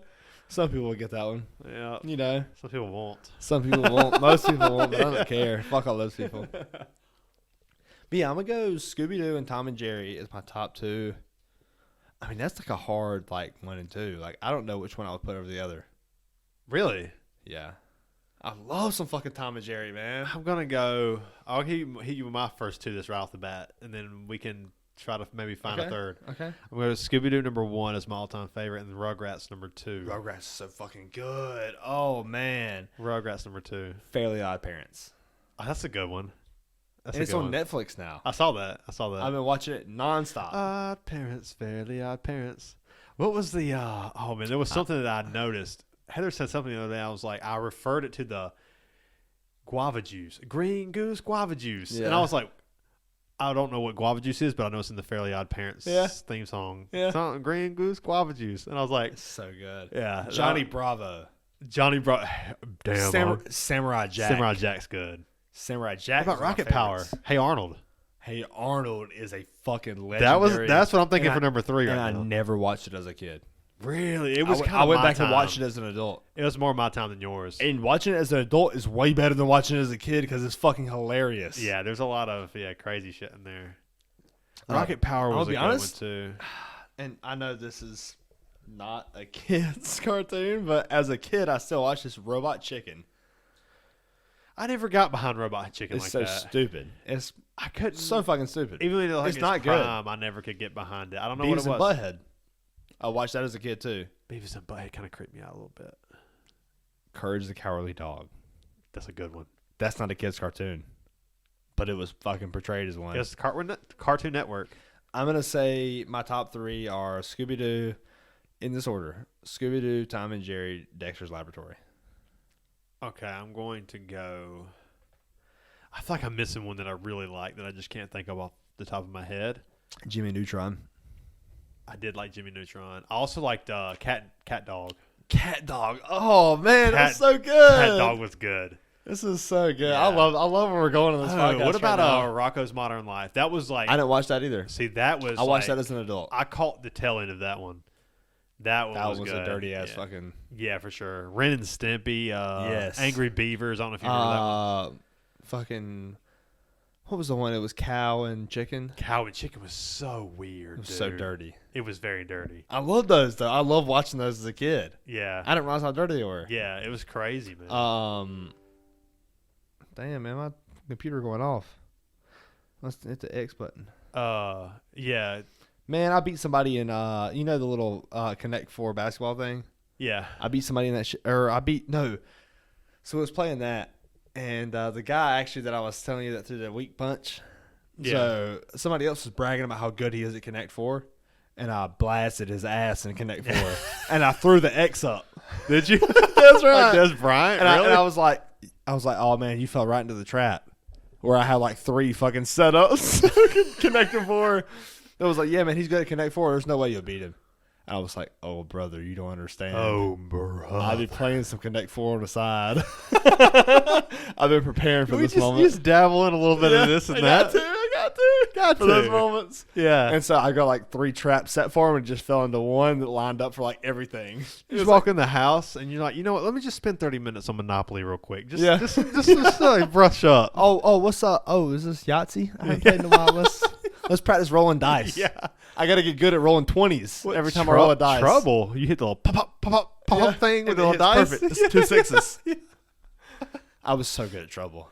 Oh, trouble. Yeah. I remember one time whenever Hayden was real young. That's our niece. Yeah, we used to play trouble with her, yeah. And you know what? Shout out to Hayden. I hope you're not watching, but I kind of hope you are. Because, life's pretty shitty, so you're going to hear shitty stuff. You might as well start young. Nah. But yeah, I'm playing Trouble with her, and I beat her like 7 times in a row. And Trouble's a game of luck. Except for when you know how to just hit that bitch just right. Sometimes people just be like slamming it, and sometimes you just got to get the little soft touch. It's all about the bump. The delicacies. Yeah, the delicacies. I really thought Air was going to catch it more. Like, I tried to throw it harder than it needed to be thrown, because normally if you throw it too light, then the Air will catch it. Yeah. Hiccuping while I'm talking. Yeah. I'm going to go with Hey Arnold as my number 3. That's fair. It's so fucking good, dude. I'm trying to think of something off the top of my head. There's some like real classics, like Tom and Jerry's a really good one. Now, if I'm going to talk about like the live action stuff, like Goosebumps. Oh, Goosebumps was good. I watched an episode. Me and Gabby watched Goosebumps actually the other day. Yeah. R.L. Stein. Yeah, that was good. 99. Beware. You must beware. You're in for a scare. R.L. Stein. Yeah, that was good. Prime time. It was. But we watched the Haunted Mask. The Haunted Mask is like what I instantly think of. So fucking good. Yeah, that. What I think of is Terror Tower. Oh, that's a good one, dude. I think of that one a lot. I think of the Zombie House one. Yeah, Dead House. Dead House, yeah. Yeah. What about the one with like the ventriloquist doll? It looks like from Dead Silence. Yeah, so that one's Return of the Dummy or whatever, but his name was Slappy. I remember that one so well. Damn, because I remember reading all those books. Yeah. I read all those books as a kid. Dude, do you remember the books? They made a movie out of it. I'm trying to think of it. Percy Jackson. No, it was like the scary books. It was like little tales. Oh, Scary Stories to Tell in the Dark. Yes. Those. You want to see something real scary?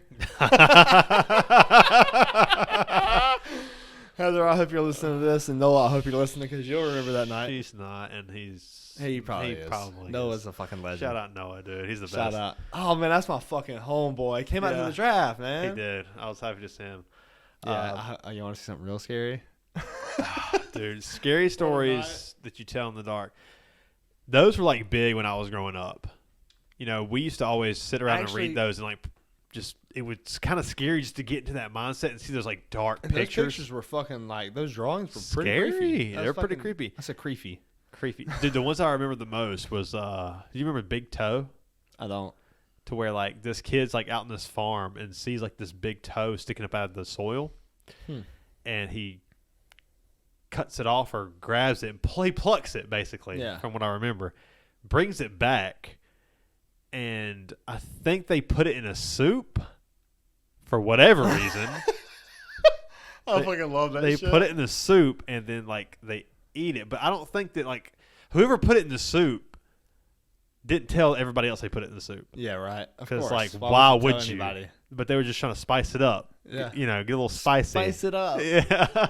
Spicy pumpkins. This sounds like some shit that would be in Louisiana, if you ask me. Man. That's some soul food. Yeah, some soul food. And a human foot. Yes. Man, I'm gonna get on a tangent about soul food. There's this place okay. in Atlantic City called Kelsey's. Okay. And this is fucking like one. Apparently, it's supposed to be one of the best soul food places in the country. I can see that. And I'm like, oh, well, surely it won't be that busy. I was probably packed. It's first come, first serve, right? So they run out. Yeah. So me and this is whenever we were in Atlantic City for the tournament. Yeah. And we tried. I mean, obviously you can't call, but we were gonna go at night.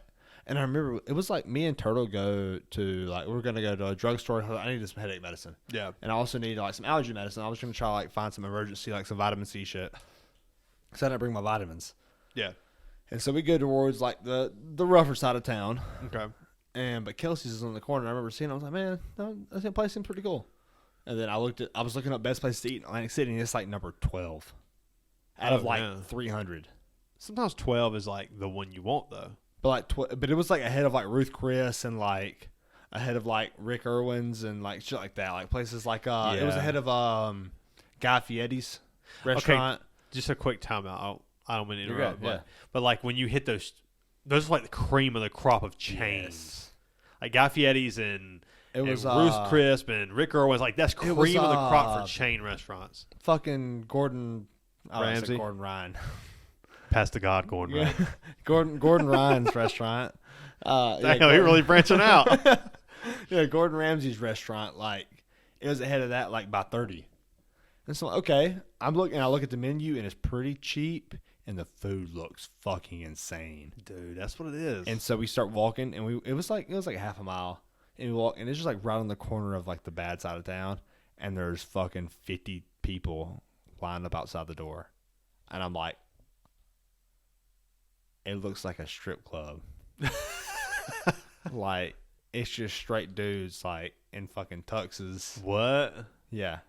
They all dressed up with their girls and they're fucking Oh, damn. and it's like, oh my god. It's a 5-star restaurant. I missed out on eating at this place. Damn. And it's like if I would 5-star restaurant. but it's like a 5-star restaurant that you're gonna pay $30 for yourself. Wow. There's people like that many people like dress that nice? Oh yeah. They were fucking stacked out. Stacked out, bruh. I was stacked out the door, son. Damn. I mean, it's like 50 people. It's a line, son. And I'm like, I'm not doing this. Fuck. I wish I did. You missed out. We ended up eating Applebee's that night, like an hour and a half later. We went fucking up and down the damn boardwalk looking for places to eat. Then we Ubered to the Hard Rock Cafe. Oh, it's an hour and a half wait there. So we Ubered to Applebee's and said, fuck it. Sometimes you're just hungry. Damn. I had a sweet tea. It was good. Yeah. I didn't have a sweet tea. I had a Sprite. I lied. Yeah, man. That's But yeah, human foot. Yeah. Put a toe in that bitch. Put a toe in. Yeah, and I think Sorry, I got really boring right there. And so the person comes back, the person whose toe they plucked, that person plucked to put in the soup, comes back and is like, I want my fucking toe. Comes out of the ground, is like, I'm looking for my fucking toe. Someone ate it. So like they're gonna find their toe. That's the dark part of it. So they come back and like I think the boy picked it and put it in the soup because I mean the grown up wouldn't have done it. The boy did it because he's stupid. Did he take the toenail off? I don't know. It probably it was probably so thin that it just melted in the soup. Oh, can't be mine. Like I had them thick ass dirty toenails. God damn. You gotta pick up under them to get the dirt off. You know how Paul Savino sliced it so thin that it melted in the soup. Rest in peace. Rest in peace. Fuck, man. I know. I told Heather, I was like, I feel like ever since Ray Liotta passed away, for each month I don't watch Goodfellas that a cast member's passing away. Oh, Jesus Christ. No. Don't do that. Go watch it right now, please. I went to watch it last night and they took it off Netflix. I was like, it's not good. Like, no. This is scary stories to tell in the dark. Yes. Oh man. Yeah, so yeah, the dude comes back and looks for his fucking toe. But the other ones I really remember was I keep looking down and seeing this Revival Butchery sticker, and I just keep thinking about steak. Oh, nice. I thought about it last week, and I meant to say those words. And crave some steak. We crave some steak. Did You you gotta say go steak? That's a fucking phenomenal movie. Deuce Bigelow is a Male classic. gigolo and European gigolo. Mainly Both. male gigolo. Male Gigolo is a classic. Fishy. Oh my god, that is a classic comedy. That's a huge bitch. That's a huge bitch. I refer to that way too much. That's a huge But bitch. sometimes you be seeing some huge bitches. Yeah, It might be a man. I refer to a man as a huge bitch way more than a woman. yeah, It's way more fun to refer to a man as a huge bitch. yeah. I just feel like I'm being rude. Saying a rude, yeah, that's a huge bitch. The woman's like, really, man? That's rude as fuck. That's really rude. But calling a man a huge bitch is so fun. So fun. That's a huge bitch. Chris Harris, that's a huge bitch. Chris Harris, that's a huge bitch. It's a huge bitch. Shout out Chris. He's not that. I mean, like he's a big dude, but like an athletic. That's big. a huge bitch. That's a big dude, though. That's a huge bitch. That's a huge bitch. Oh man, that's so good. Not fucking posters off we the wall. We love you, Chris. You're the best. No, we don't. Fuck you. So Chris shows up. It's late night one night, and he shows up. And I'm talking to Bryant on the headset, and Bryant goes, I got one better for you after this. I'll be right back. Someone's at the door. Oh no, okay, so that's the story. Okay. And he runs to the damn door, and it's Chris. Who this No, is hold like? on, hold on. I got you. This Let is me like tell this whole 11. story. I'm just like let you hear it from my point of view. Okay. So it's like 12 o'clock at night. Chris shows up with fucking hot chicken wings steaming, and Bryant's drunk ass has been drinking since fucking 12 hours ago. That doesn't sound like me. And he goes, "What's up, titties?" So, me and him, we've been playing RuneScape all day. Yeah. Or I had been playing RuneScape all day. I was actually killing barrows for the RuneScape players. Shout And out. I was going for 100 kill count, which I did hit Nice. in one day. Yeah. Which is impressive for an alcoholic. And it's actually more impressive for a sober person. But what happened? But yeah, so I'm playing RuneScape and I'm on there, and Chris hops on for like, he's been on for like an hour or two. Right. And he's like, man, I think I'm gonna hit up Sue's Wings and Things, and I'm like, hell yeah, bring me some wings. I'm fucked up. Of course I'm gonna say Yeah. that. Why wouldn't you? It's worth a shot. He's like, man, fuck you. And I'm like, yeah, that's pretty That's fair. about what I'm I not thought upset. what he I'm would not say. upset with that answer. Yeah. That's what you should say. And so he just starts laughing. I'm like, for real, man, bring me some wings. He's like, I'm not bringing you wings. And then he decided, but he's just talking shit.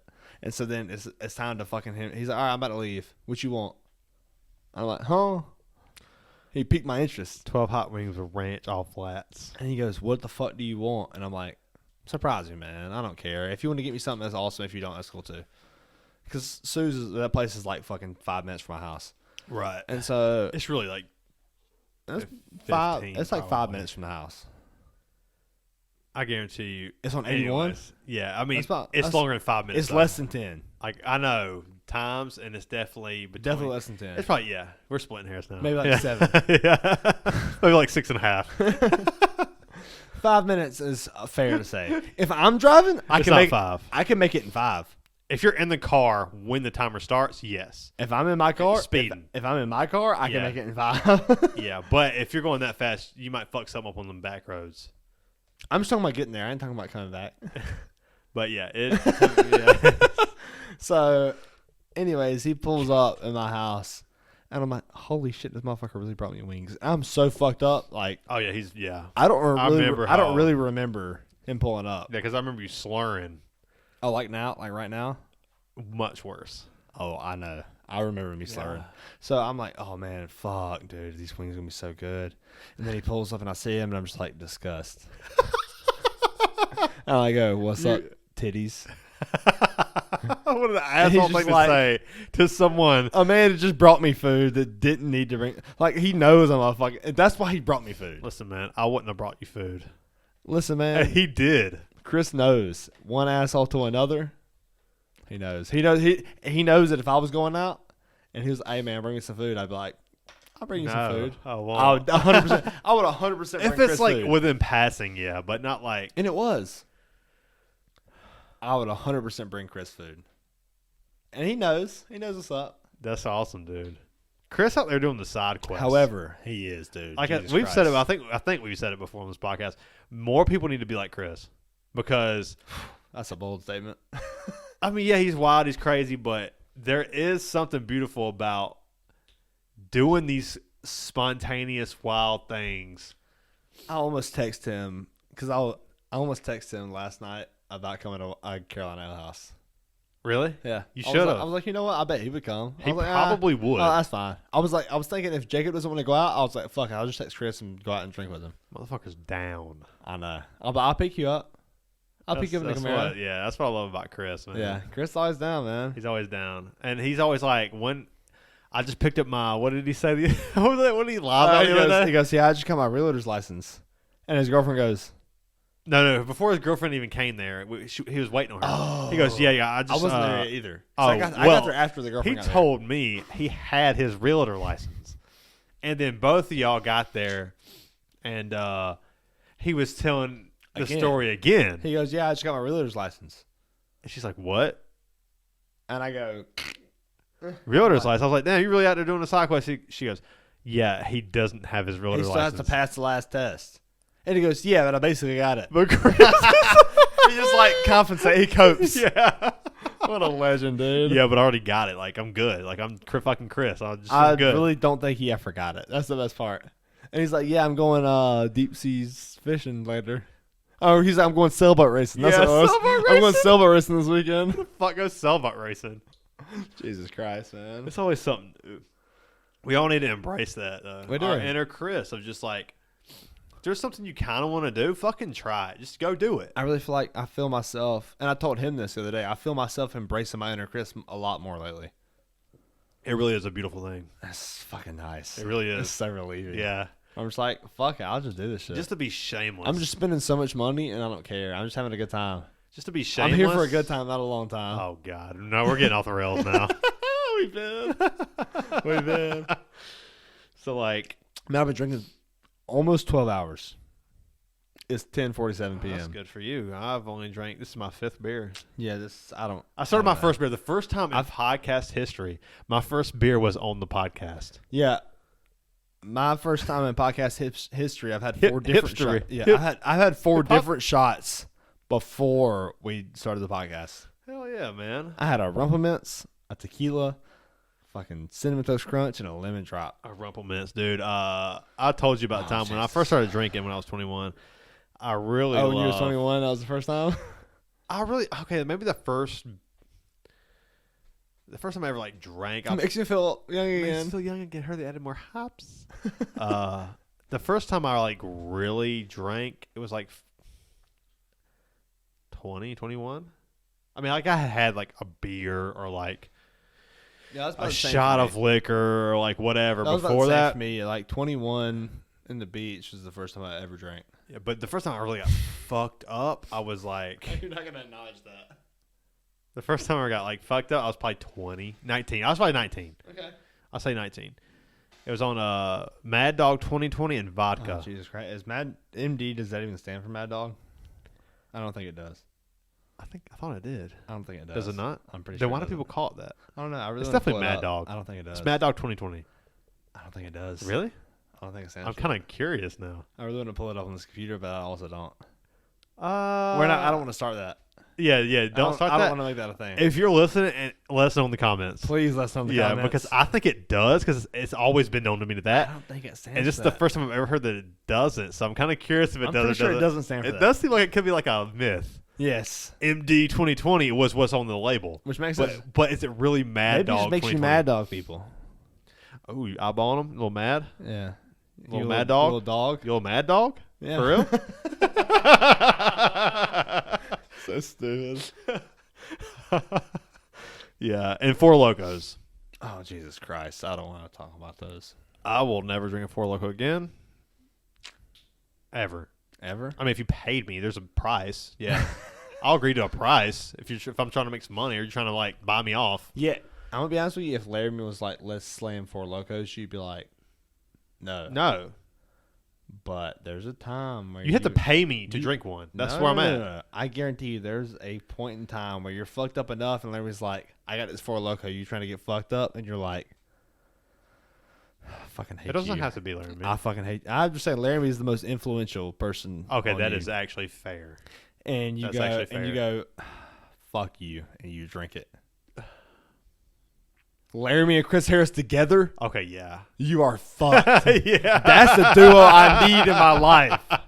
I need Laramie and Chris Harris more together. That's wild. Dynamic. That's wild. That's wild as fuck. Yeah. I need both of them on this podcast at the same time. That would be a lot of fun.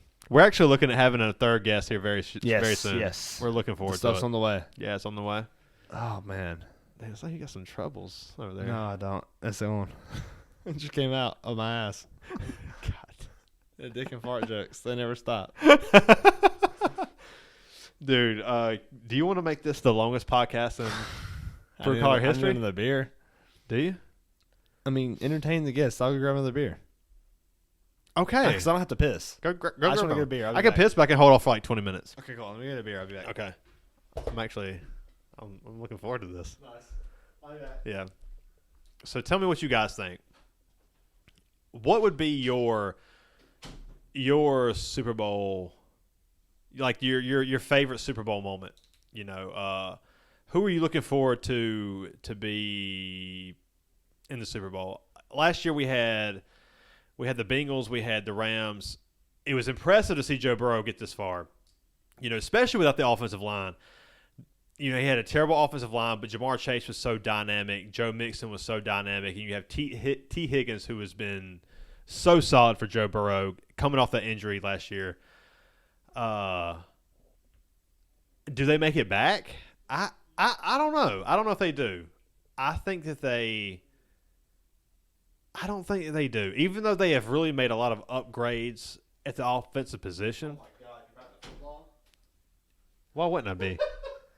That's my go-to. That's so hard. Yeah. Just a quick note. We'll just make this quick.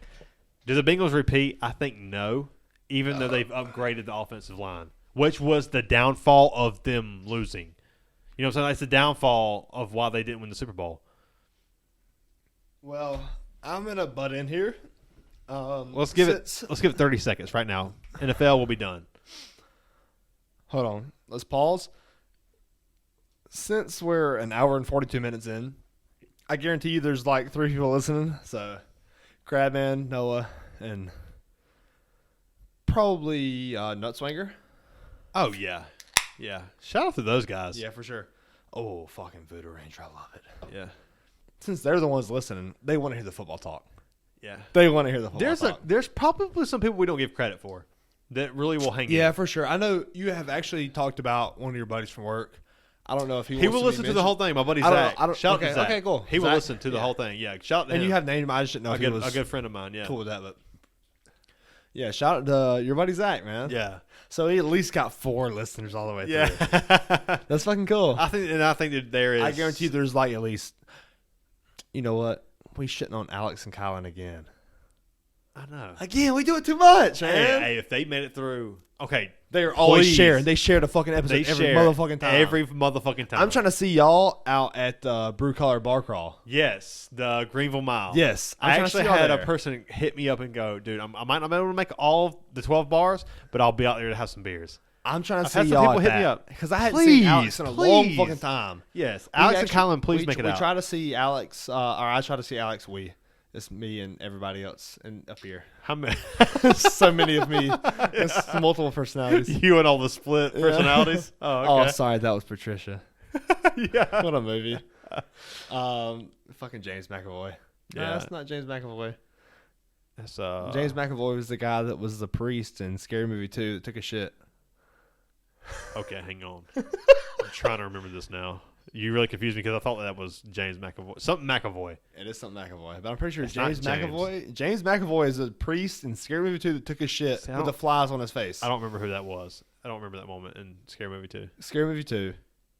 Oh, well, I fucking- know the house and Strong Hand and So before that, Hollow Man was getting like before that, whenever They're down there and they're fucking playing the piano. Right. I don't remember that. You don't remember that? It's been so long since I've seen that movie. I just remember like bits and pieces. I remember like, no, I will be the better man of this and walk away. Oh man, Walk away. He has a tracksuit on.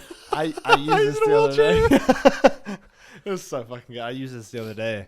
One of the guys from work just had carpal tunnel surgery. And it's like, how about you give us a fucking standing ovation? How about you lift me up? How about you lift me up? Dude, it's so funny. That's like perfect banter. Yeah. I mean, say what you want about the scary movies, but there's a reason How the fuck did we get here? It doesn't matter. There's a reason why they made like 300 of them. Oh, James McAvoy, Patricia. Yes, and yeah, there's a reason why they made fucking 10 of them, or however many, and it's because they throw 300 jokes at you every 10 seconds. That's not it. What? The fucking Voodoo Ranger. You don't like it? You seemed excited about it. I did. Well, we're closing. I mean, it's tasty. I mean, I can drink it, but it's just not what I used to think it was. It's just not what you want right now. No, I think I did change from the Dale's Pales Ales.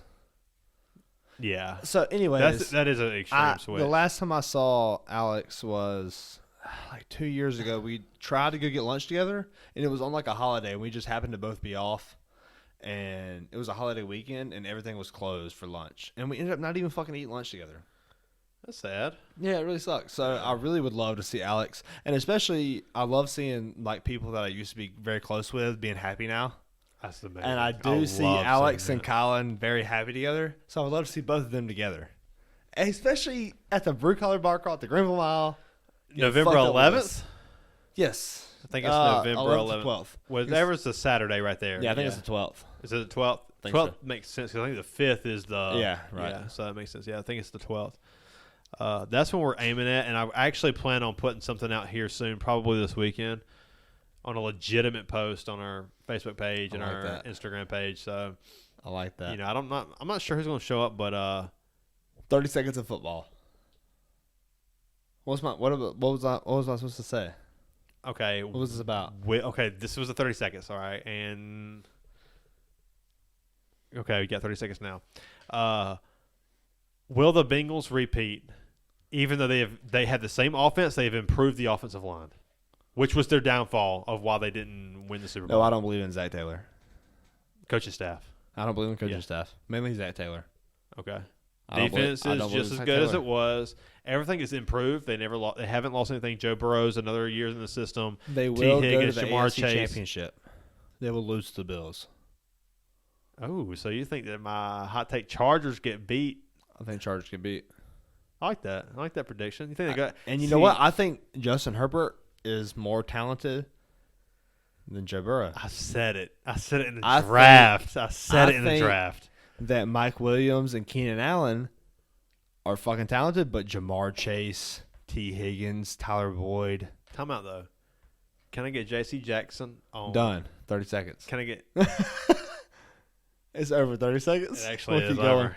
All right. Anyways, we'll keep going. We're done. No, that was it. No, I kind of like to cut it off. It's kind of fun to cut it off. Well, I'm going to be honest with you right here.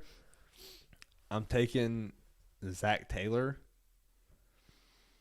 I'm taking Zach Taylor over the head coach of the Chargers. I don't believe in him. The Chargers. I can picture his face. Brandon Staley. Is that it? Brandon Staley? Brandon Staley. Yeah. Brandon Staley. I don't believe in Brandon Staley. I'll tell you this. He brings the energy. But so does Dan Campbell. Yeah. Dan Campbell's different, though. But when it comes to like a coach in a losing franchise, there's a little something there that's different. So I think Brandon Staley is a coach in a winning franchise. They're not winning franchise. When's the last time? I don't even think the Chargers have ever won. I think, but like right now, they're on like a winning. They're very upside. Like they're heading in the right direction. I don't think it's because of Brandon Staley. I think that if they win, it might be because of Brandon Staley. And I love Brandon Staley. I think he's better than people give him credit for. I think he's worse than people give him credit for. I think he's overrated. I mean, he's not even rated though. Like, I think that he gives his best players the chance to win football games in critical moments. But he is, because the whole YouTube series, the whole it was borderline hard I know knocks nothing about the YouTube series. I don't know what you're talking about. Oh, you need to go watch it. and I don't care. I mean, I'll watch it, but like because that really makes you like Brandon Staley more. But I'll say this about Brandon Staley: he gets his football like He's a fucking leader. the ballers of that team. He gives Ballers. when it becomes time to win games. He puts it in their hands, which I respect out of a coach. He doesn't go, okay, I'm going to sit back and go, I'm going to punt the ball here and play defense. He goes, Justin Herbert's the best player on this team. Mike Williams, Keenan Allen, Austin Eckler. Oh man, Joshua Palmer. Let's go for this fourth down. Joshua Palmer, potential MVP. He believes this motherfucker believes in his players, and he is willing to risk his job to go for it on multiple fourth downs. Respect. Because he believes that much in That's his true. players, and I respect that out of a coach. That's true, but I think that the wide receiver talent in Cincinnati, and I also think Zach Taylor, I think it's better. I think Cincinnati will beat the Chargers. I think the Bills will go in as Bills are in the AFC Championship. and however, the Bills don't have such a tough of a schedule as the Chargers. That's fair, but they're The both going to Chargers, be in the the playoffs. Chargers have to play. That's why I think the Bills will clinch.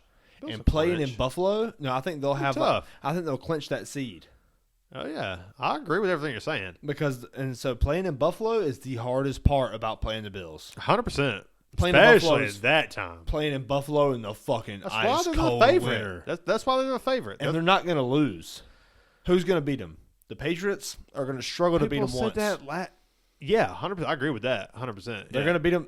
I mean, the Bills are going to win one of those games, probably two. Yeah, I would. The Jets yeah, are going to lose both games. both games. The Dolphins Split. might win one. They might split. They're going to split. Patriots split. Dolphins split. The Bills Yeah, probably go like. You got to think though, is Tua They up probably to, lose 4 games. The Bills probably lose 4 games. Is Tua up to beating the fucking Bills? No. Yeah, exactly. So the Bills might win out that division. Man. And then you think about the Chargers. They got to play the Chiefs twice. They got to play the Raiders twice. They got to play the Broncos twice. That's okay. I told you about the defense. They can It put don't up matter, points, though. and That's- that defense can rush the passer, and they can protect the pass. That's way more And detrimental. if you think, oh, let's just run the ball against the Chargers, well, then they can put 8 in the box, and that 8th man is fucking Derwin James. But who will Derwin James, destroy Jesus your running Christ, back. What a safety. So, like, the strong safety of Derwin James, like, if you do run the ball, they will bring Derwin James down in the box and play a fucking elite Oh yeah, run absolutely. stopper and a guy who can protect the pass in the slot. So it's interesting, man. I think that the Chargers will be in the Super Bowl. There's one thing that I love to refer to, and it's the guy that I've been telling you to watch, the college football guy. Oh, you've told me from about this guy. 24/7 Sports. I can't even think of his fucking name. I keep thinking Sean Evans for no reason. But that's how you know I've been drinking a lot, is because I can't think of names. That's Hot Ones. Remember that time Yeah. we did Hot Ones at the house? Did we talk Jesus about this? Christ, I don't know it's if we so talked bad. about this. I don't think we did. But, oh my God, I can't think of the guy's name. But regardless, he always says that teams, there's this thing called the Alabama effect, Okay.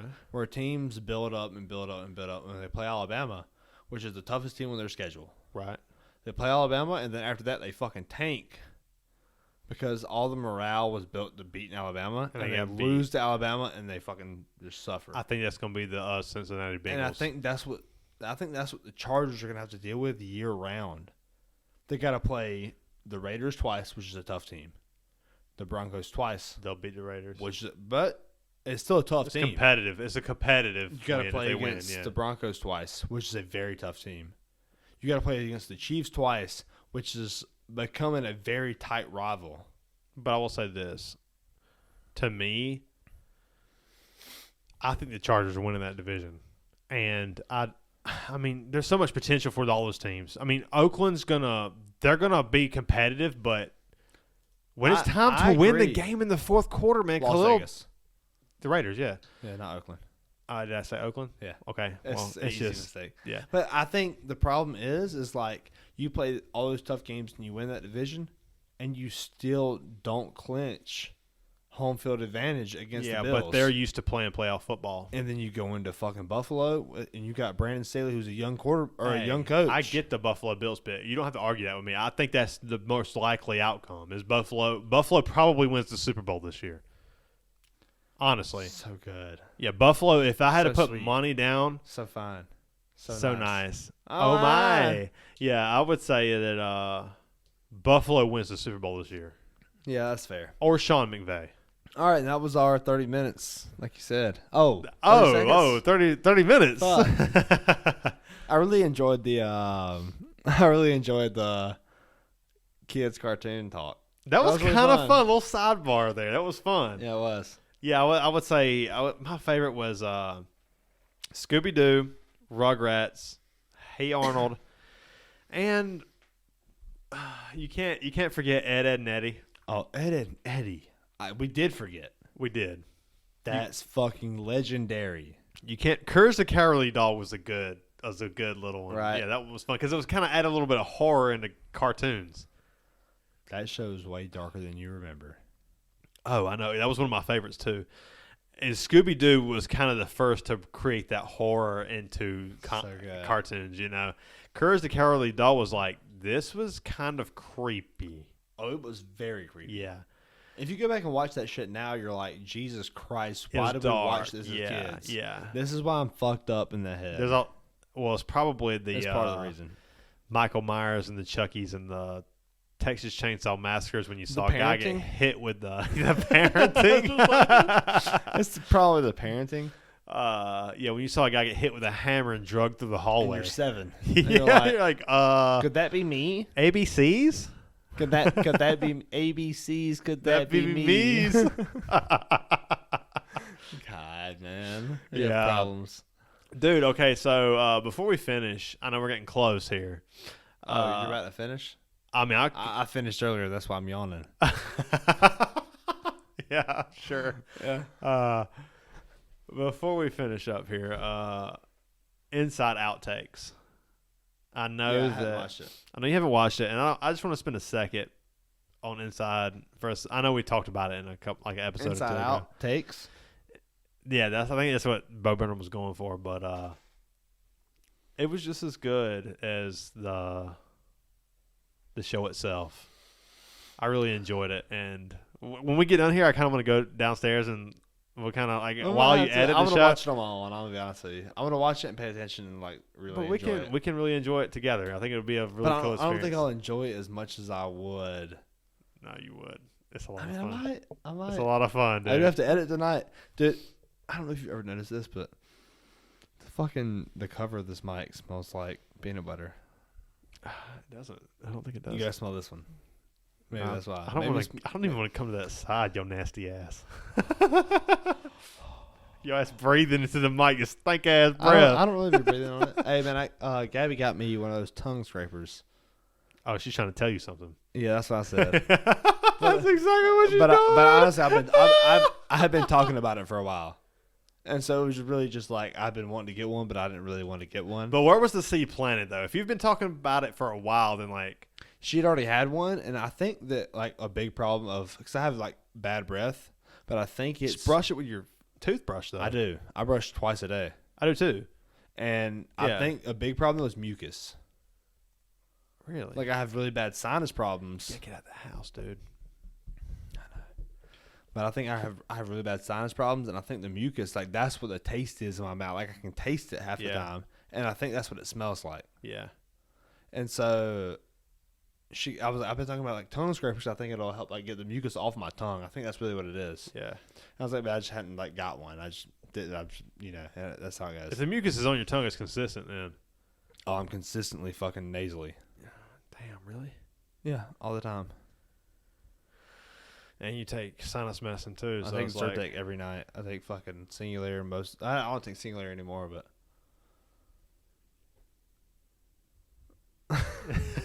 Oh. Yeah, it's Get just out. once you Jordan Peele. Did I tell you in that shit was it was a picture. It was like I forget what fucking show it was from. It might have been like Dexter's Laboratory or something, but it was a little dinosaur, and it's in the dark, and it's Jordan Peele movies, and and it's got like these little red eyes like a dinosaur. Oh, with spatula? Yeah, and then it comes out. Or it might have been what was the show with the damn three little fucking fairies? The fairy. Oh, that was Powerpuff Girls. Powerpuff Girls. Yeah, it might have been Powerpuff Girls. Powerpuff. I said Powder Puff, like it's football. Yeah. Powerpuff Girls. Yeah. I can't believe they named. A dash of spice, a little everything nice. I think that's what it was. Yeah, like something like that. Yeah. Spit a little too much, and then it was like superheroes. Yeah. Yeah, I think that naming it Powder Puff. That's some disrespectful shit. 100%. Man, we got a so one of the girls that comes and trains at the gym, Bella. Yeah. She's a phenomenal athlete. She's how old? 10. Yeah, for And good she's things. like 5'2". Like, it's a big girl. That seems tall for a girl that age. Very tall. Yeah, That's Caden's height. And Caden's 15. And she just turned 10. Shout out Caden. Shout Yeah, out for sure. Bella. Yeah, for sure. But Bella is like it, and like you see like big kids at that age, but she doesn't look like big. Like She's just like physically big. Like- It's okay. Like, there's nothing she's wrong like, with that. but she's not like big. She looks like just like a fucking 13. And she's just tall and lanky. Lanky. She ain't lanky.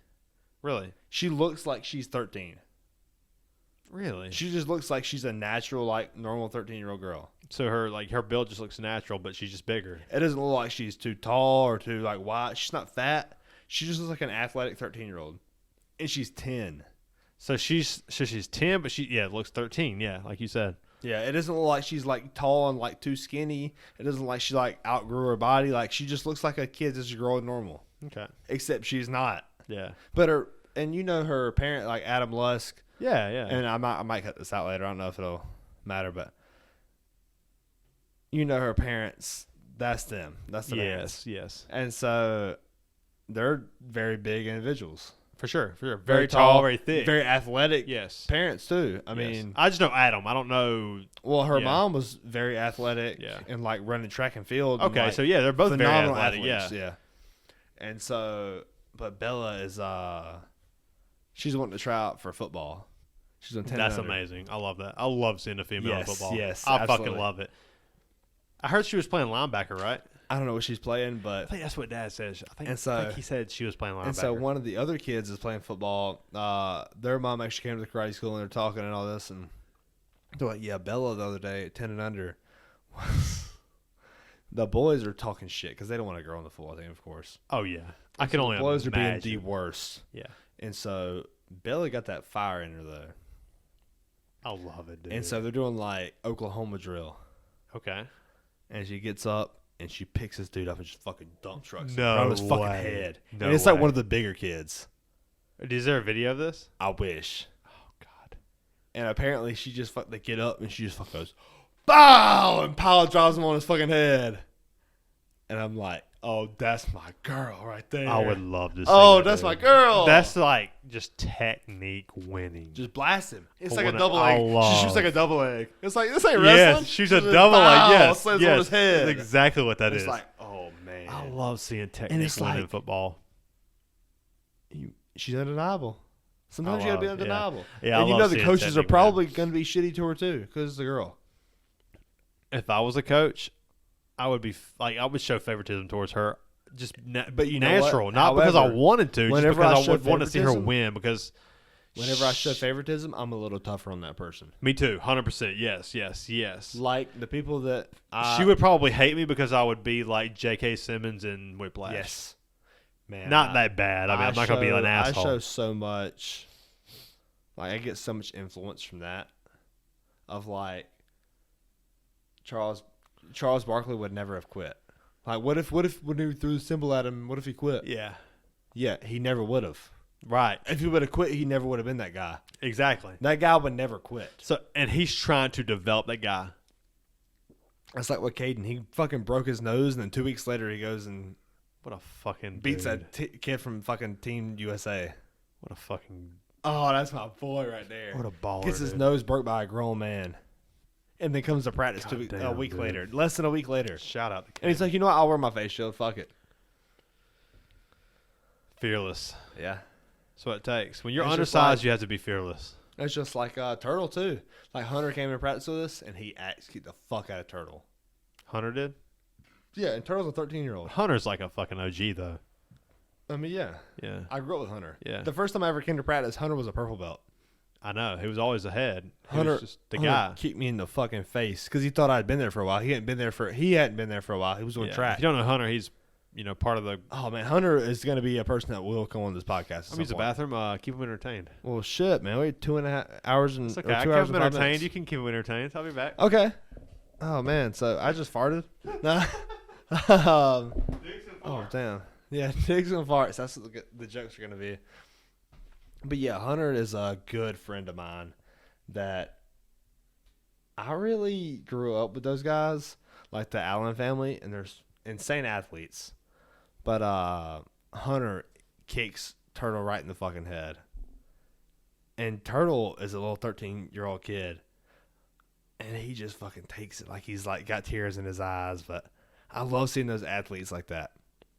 That they're young, but they've got that fight in them, like that dog mentality where like they're satisfied, but they're never happy. Like, yeah, they're happy, but they're never satisfied. I'm sorry. But that's really what like makes it so fun to be a coach is to see those dog athletes.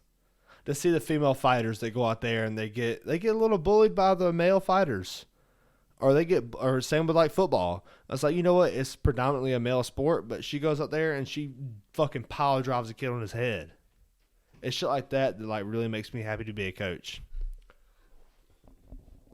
I love to see what I was saying is I love to see those athletes that have that dog mentality. I love it, dude. And it's always, to me, when I see that, I feel like it's always the undersized people who have that. Like, Yes. taller people kind of tend to like, be a little bit lazy because they think that they, like, can get by on just, like, being big and physical. And that's what I love about Turtle. Well, and also Turtle has grown up fighting against Caden, who Caden could beat the dog shit out of Turtle. In a real fight, it's not even close. Oh, well, yeah, because he's just been doing it longer. Exactly. You know? And Turtle realizes that the technique matters that much. Exactly.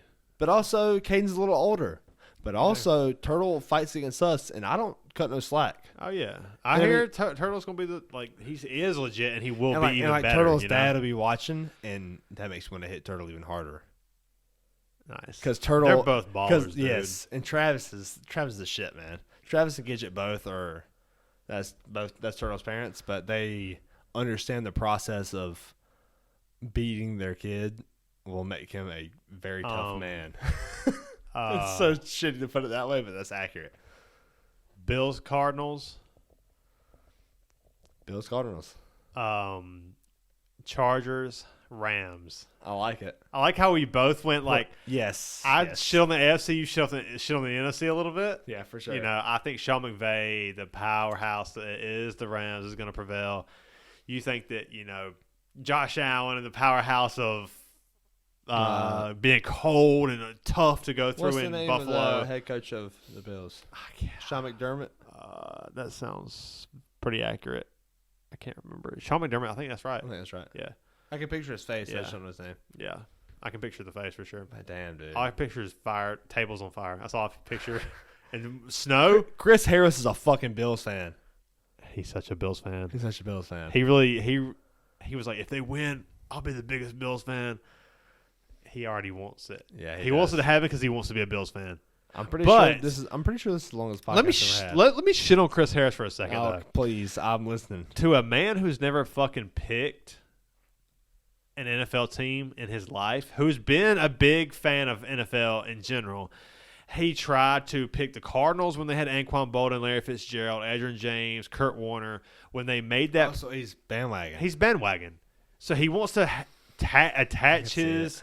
He wants to attach his personality onto whatever's big at the and time. now he loved being a Georgia fan. And when it was Ray Lewis and Ed Reed making that push, and won that Super Bowl against the 49ers, and he kind of wanted to attach himself onto that, and then all of a sudden, you know, now he wants to attach himself to the Bills making their playoff run. Yeah, it sounds about right. You know, pick a fucking team, dude. Yeah, for sure. You know, and play me a Madden right now for a fucking $200.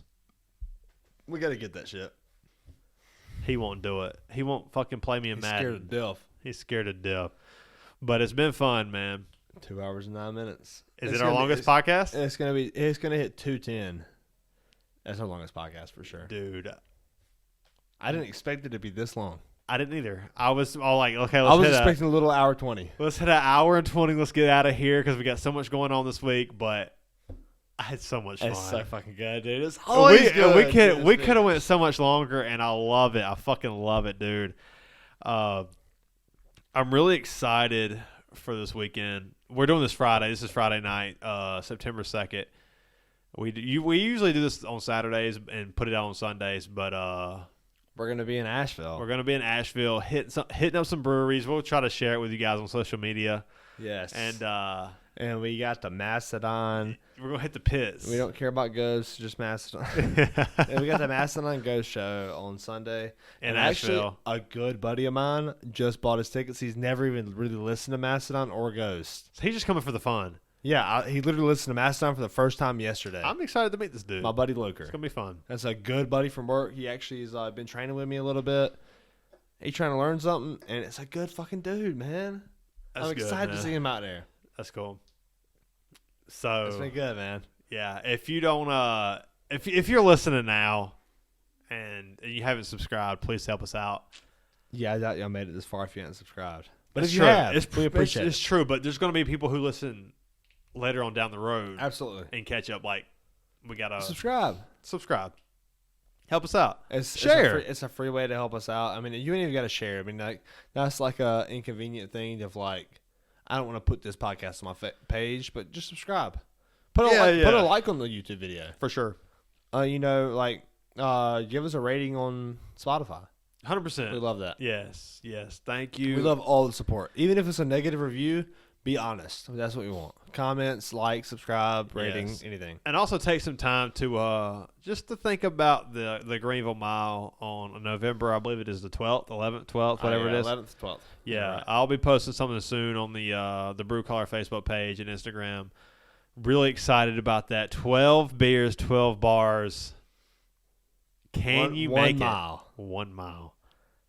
I know we can. Oh, absolutely. And I don't give a fuck if it's just the two of us stumbling to the last bar. And there might be some fucking tequila shots in there. There might be some shenanigans. Definitely going to be some shenanigans. There's going to be so much shenanigans. There's going to be so many chicken wings and fucking bacon cheese fries. Some brewskis. I like brewskis. Oh, man. Dude, I can't wait. And we can't wait to see you there, honestly. Especially for those people who've really stuck through. You know, when we first started this podcast, there was like a bunch of people who were watching early, but then there are people who flaked out. They tail off, for sure. But the true people who really listen to us, the people we love, the people who have stayed. One of us. Yes. We love you, man. We're so happy you're here. Thank you for listening. Yeah. And it's been a good podcast, man. It's been great. I'm so excited. And cheers to your empty beer. I know. I wish I had another one, which I will soon. I'll drink one for the listeners. One for the team. Yeah, we love you guys. Thank you so much. See y'all. Cheers.